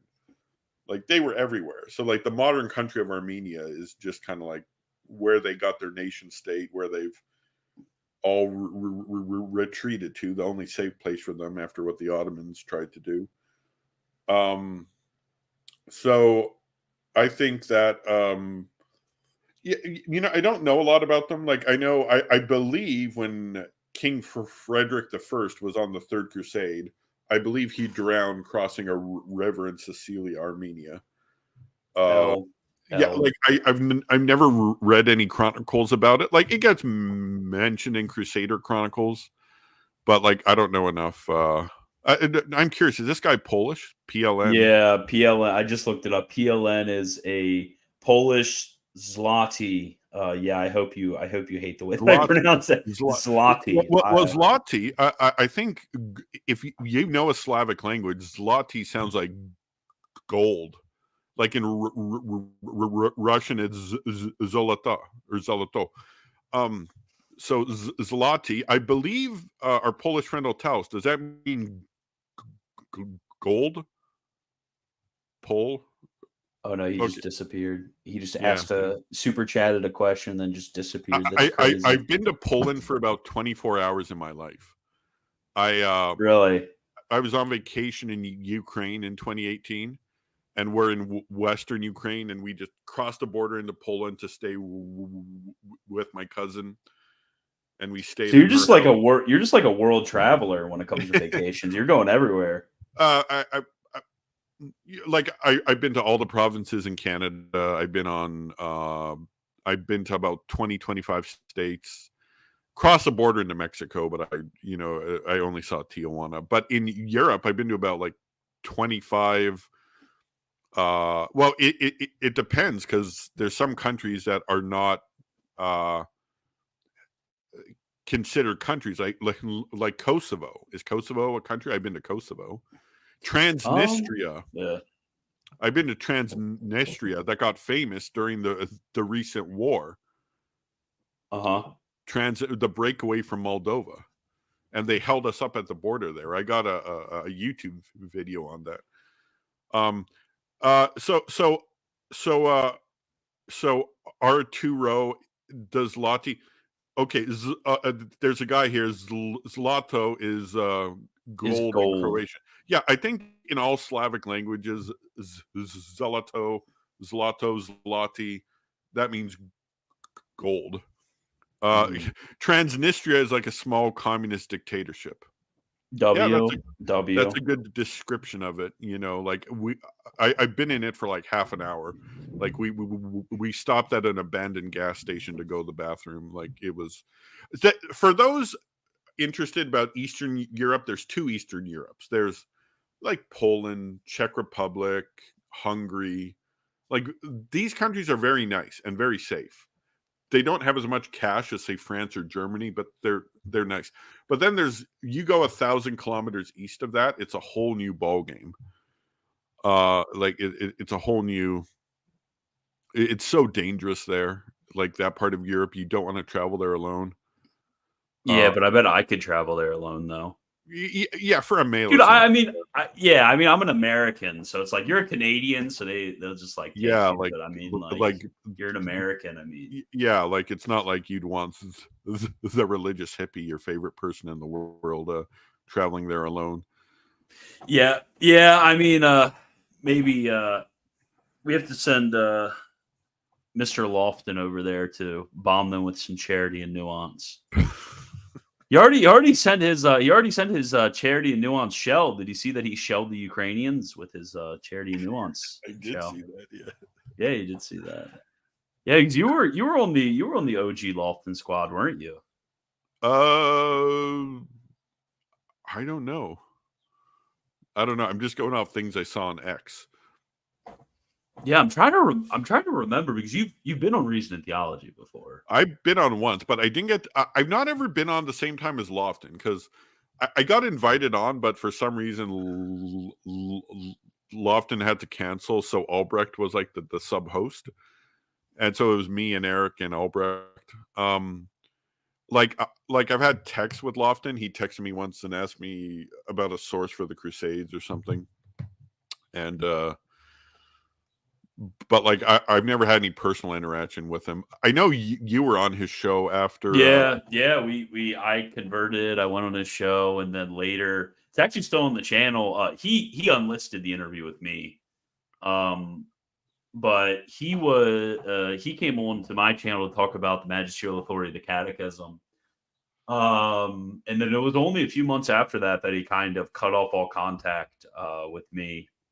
With no warning whatsoever. Because, I mean, we used to like message multiple times a week. I mean, Actually, Really? probably like every single day we talk about different things. See, I've got nothing personally against Michael Lofton. I've never had any bad blood with the guy, but like his channel, like a few years ago, like during pandemic days, was just like he'd always have the live streams with like 5 apologists on. Those were bangers. Those were bangers Yeah, for and real, like for the top real. apologists like Ibarra and Albrecht and stuff. And now it's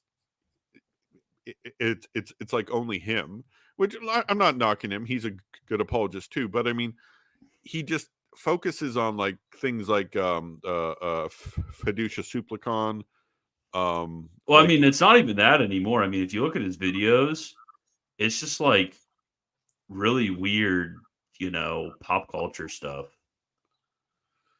well, and he started talking about politics too. He's talking about Israel and the war there. I Yeah, think it's yeah, yeah. underrated, Pro right? pro Israel, Lofton. I debate Lofton. I'll debate you right now in defense of Iran. Well. I think his mom is an Israeli, right?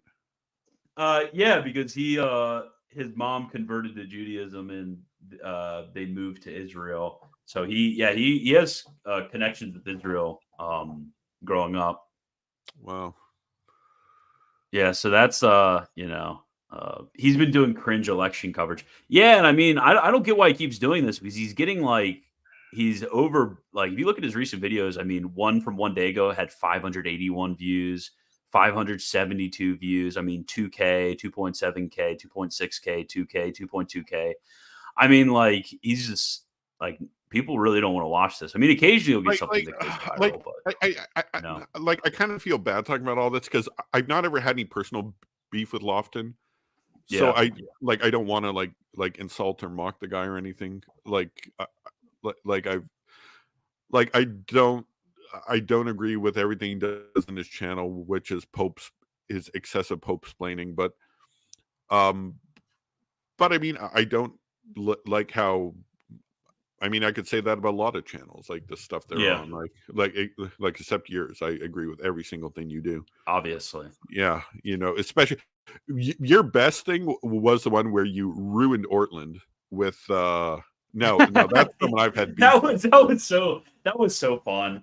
I mean, I really because this is like the third time I've done that to Wurtland, and I mean, it's just like the guy. I don't know whatever persona that he like. Yeah, we can talk about Lofton or whatever, but like with Gavin, I like the persona's like it's kind of just like unsettling and evil. Like I can't describe it like the way that he presents himself and his arguments and his goals are basically just like a very thinly veiled, sort of dishonest campaign against the Catholic faith. That's like far more evil than like what Dyer does. Dyer, he's just like loud, boisterous, or whatever.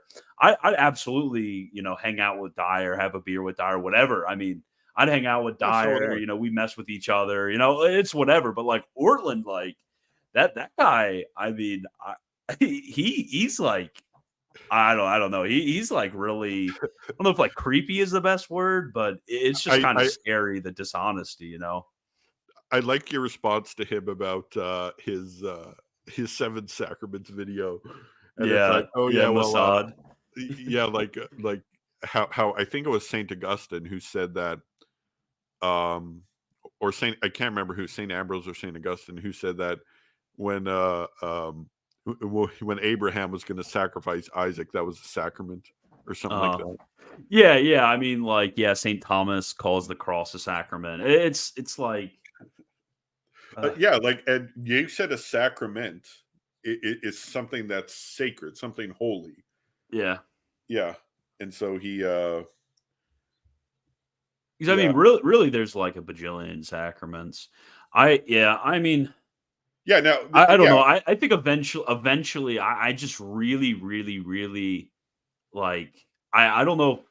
I don't know what's up with Ortland. I don't know. I could imagine, I wouldn't be surprised if something like really weird came out about him or something like that. Like the guy just always has completely given me like the heebie-jeebies. He's completely like, he seems like the you ever watch like Dexter, the TV show Dexter? Yeah, I think I got to the third season, then I stopped watching it. But yeah, like I know Yeah, what like that sort of like weird facade, nice guy, but actually just like serial killer in free time. Like just like that sort of. I'm serious. He really creeps me the heck out. Just like the overly just like nice and like overly just like Well, ironic and like remember quiet type. But I think he's just like evil on the inside. It's really weird. remember when he came out with his 5 arguments against the papacy? Yeah. And now that came out, I had done a stream with John Fisher 2.0 that day. So we're kind of chatting after the stream.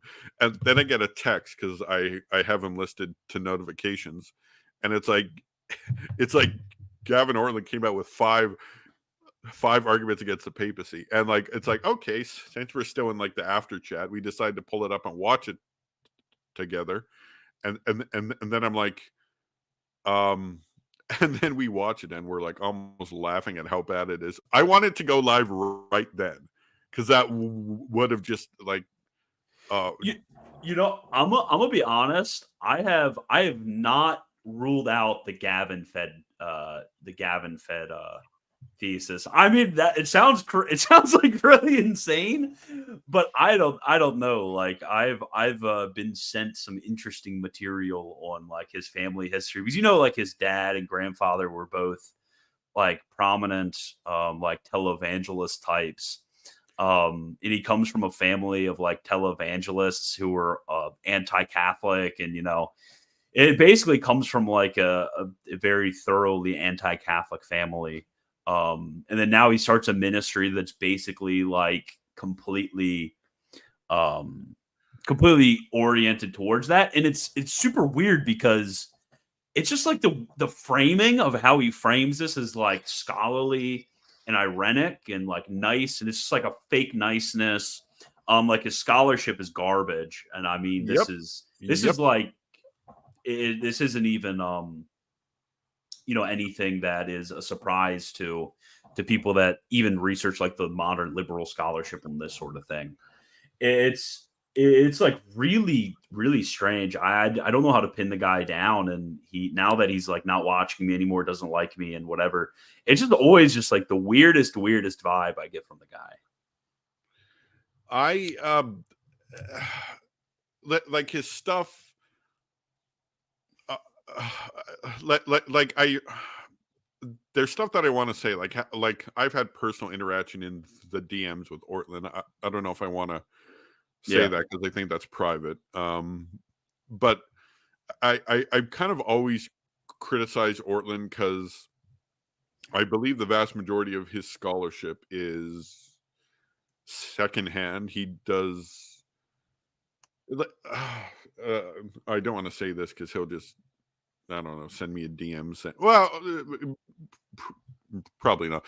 He's like, it's very secondhand. And since I've read all these primary sources, like I know where it is. Like he said in one thing that Venerable Bede didn't believe that Matthew 16 applied to the papacy, and that he said something else about Eusebius and like I've read all these primary sources, Yeah, of sent course. them to, and I'm like, okay, you said they don't say that. Here's the quotes, Hmm.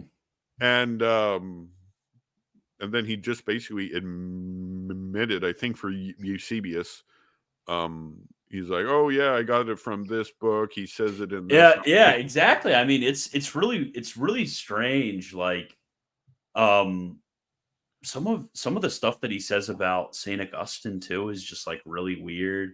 Um, oh yeah, like, and it's just kind of I think that everybody should their arguments should be treated uh on intrinsic merits, absolutely. Um, and when you strip Ortland from all of the sort of nice guy facade, or maybe it's not a facade, and he's just like that's just how he is. Like it doesn't really matter to me either way. But once you like strip it kind of all of that, I mean, it's just like repackaged like James White level anti-Catholic polemics. Like it's nothing special. Like it's not like Gavin has Yeah. just brought the level of the discourse any higher. Yeah, no, he's basically piggybacking on the new version, like the shafts of our day, like he's not actually read that stuff. Speaking of James White, I don't know if you've ever seen him, but I on my channel I have a compilation of him in his debate with Robert St. Genis on the Mass, where I've got him quoting Schaff all the time. It's like Schaff says, Kelly says, like he's not quoting any primary sources. I mean, I've discussed it with guys like this before. They say like, oh, well, Kelly says that St. Augustine didn't believe in transubstantiation. I'm like, well, yeah, Kelly wasn't a Catholic. Like, what? Okay, I mean, like, yeah, and I have 20 other guys who say that he did. Like, yeah, okay, like could like what texts are you thinking of that are somehow denying it? And James White, he calls it bread. He calls it bread. It's like real. Yeah, where else it's called bread? The Catholic Mass post consecration. True. Yeah, like of course he calls it bread.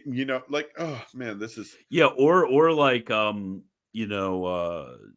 when you get statements from church fathers and prayers talking about not counting our merits or something like that, but like showing us mercy, and it's like, well, this is Protestant. It's like, well, do you know where else this is said? Like in the Mass? Like, well, I don't know what you're trying to get at. Yeah, the Catechism, Thomas. Yeah, like it's yeah, because I mean, I think, because the thing is, if someone writes a complete history of something like Schaff and stuff, the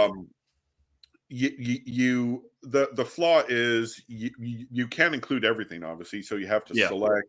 You can emphasize stuff that's not important or de-emphasize stuff that is important, so your view is very unbalanced, but you think you know everything. But no, just read, and like I say this with all sincerity, that I highly doubt if you were to do a poll of all the Protestant apologists online, like an anonymous poll of the apologists, I bet less than a quarter have read Eusebius. Less than a quarter. And I mean, that was the first thing I did is I read Eusebius, Socrates, Scholasticus, and Sozomen, right? Sozomen. Yeah. Those were the first three I read. And then because I actually was really interested, this was when I was still Protestant that I read them, and I saw all the stuff that is it Socrates or Sozomen says about the authority. I think it's Socrates Scholasticus says about St. Athanasius and his time in Rome and the authority of the Bishop of Rome. I was just like, this is fake. Like, what? What's going on here? Yeah, and the thing is, in like St. Athanasius, the Paul of Constantinople, the Bishop of Gaza and Cairo, and a couple other bishops, like, all fled to the Pope, and the Pope installed them in their former sees. And then the Arians had a synod together, I think it was 341, where they said, Pope, you have no authority in these lands. And that was the Arian statement. So each time someone like Ubi Petrus would be like, oh, yeah. And then the funny thing was, I think it was, believe it or not, I can't remember who it was. It may have actually been the other Paul. Like I caught them using that. I'm like, that's an Arian council, And then I don't know if it was him. Yeah, Seleucian is the Council of Seleucia, like Seleucian Romania or something like that. I remember this gets brought up a lot. But also, like what's like super shocking is when you start to read like just normal primary sources of like papal letters from the 4th and early 5th century. I mean, that was like a really shocking experience to me. Just like reading them without a sort of tinge of like prejudice, and I was just like, oh frick, like I like oh frick. I mean, these are kind of Like even if you want to point to like defeaters of other individuals who are disagreeing with this or that or whatever, it's like, well, it's kind of hard for me to pull the old John Calvin and say everything was good till Pope Saint Gregory. Yeah, there's a Protestant polemic out there. It's in the old in the old, like the 16th century, saying the papacy was invented by the Byzantine emperor in 607. Have you come across that one? No. Yeah, You could have because the Truglia. It was invented by Anastasius, the librarian. see, truly, see the thing about his book. There's a lot of problems I have with this book, but as soon as he gets to the investiture controversy, like I find the the Orthodox don't know how to handle that episode in history, because they won't shut up about the Dictatus Papae, and that was not even a public document. Like that, Yeah. like all the chronicles of that day don't mention that document. Like they mention it's downstairs. I won't grab it now, but I was reading the primary source, the late 11th, early 12th century biography of Pope Gregory VII, and it mentions like 15 of the letters, and it reproduces the text of his letters to bishops, kings, but it never brings up the Dictatus Papae. And so, like, yeah, like that's a nothing document. And what's his name? Joseph Sweden, like, won't shut up about that document. If you watch the debate between Pine Sap and Luigi, like, he comes in and asks a question, oh, Dictatus Papae. The Dictatus Papae is pretty clear. Like, the Dictatus Papae was just a document found in Vatican archives that was never published. No, but it actually explains everything. Yeah, or like actually all the Western Fathers were Photians, guys. Don't actually read what Photius says about the Western Fathers. It's like Yeah, that's funny, because if you read Photius, like, he doesn't make the argument. Like, now if you quote Augustine or Ambrose yeah. or some Western guys to the Eastern Orthodox, they believed in the good filioque. This whole good filioque, bad filioque is not to be found at all in Photius. Again, Yeah. you would have to read primary sources to know that, because not many people have actually read Oh, Photius. it's like insane. I mean, there were guys telling me that like Saint Isidore of Seville, and obviously we know Saint Augustine, Truglia claims Saint Fulgentius. I mean, these are some of the fathers, like Saint Isidore.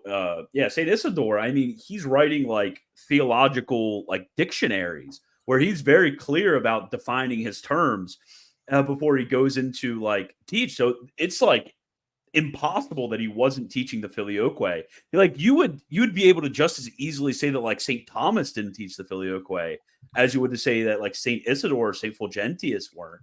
Like these guys, it's a willful ignorance. It's very bad. I've got Saint Isidore's book where he teaches the filioque. Like, I've got a couple of his books. He's actually a brilliant guy.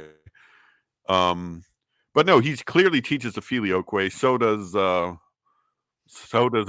So does Ambrose. Yeah. So Hold does on, it's a nothing burger. The Pope is writing a document that contradicts directly ecclesiastical positions of the previous popes. With can the you only be event more preceding specific? document. Oh, he's talking about the Dictatus. Well, yeah. Well, the Dictatus Papae actually has stuff in it that Catholics don't believe. Like, the Pope's name is the only name in the world. Obviously, like, that's not true. It says the Pope is the only one who's allowed to use the imperial insignia. Like, Catholics have never been obligated to believe that.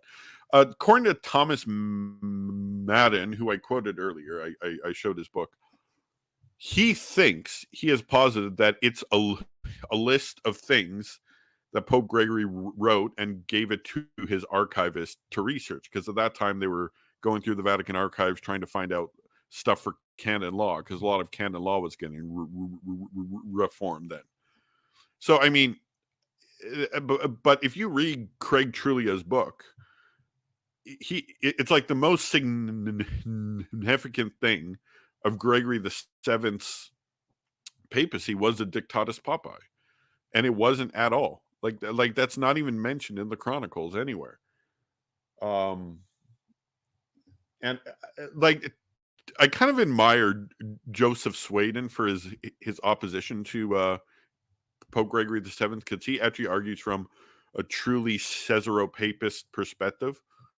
It's like he never had the Holy Roman Emperor's authority to become the Pope. And I'm like, wow, that's old school. You're arguing for Caesaro-Papism. Most Eastern Orthodox, like these converts, don't even know that their church was hardcore Caesaro-Papist. That's what if you've seen the thing I did on Bellarmite's channel, the reasons why I'm not Eastern Orthodox. No, I haven't. Okay, I give the primary sources from a same chronicle I use for my Fourth Crusade research. So it's a Greek source. There's two sources I have on it actually, but like I show the emperor deciding doctrine against the will of the majority of the bishops. The emperor changing the liturgy. The prayers in the liturgy were changed by the emperor. Yeah. Like the but whole Latinizations, guys. But Latinizations. like the whole idea that it's always been like pure autocephalous and pure synodal is a fantasy. Like how the Tsar abolished the patriarch for 200 years and just had it like a thing I want to know. If you were Russian and were born in 1750 and died in 1850 or 1840 or whatnot, were you Eastern Orthodox? Because it's Orthodox to have your church under a patriarch, right? That's true. Is it Orthodox to have your church under a synod of laymen appointed by a politician? Is that Orthodox? I want to know, were the people that lived and died in those 200 years considered Orthodox or not? Yeah, that's a great point. Well, I need to get going, but thank you for this. Was a good stream. Had a lot of fun, a lot of asides and everything. But everybody watching, remember, follow this man, follow him, Twitter, X, Twitter, YouTube, follow him on everything. Alan Rule on Twitter, Kaiser Rule on YouTube. And if you search Alan Rule on YouTube, you'll find it. Oh yeah, or if you just search Alan Rule on YouTube.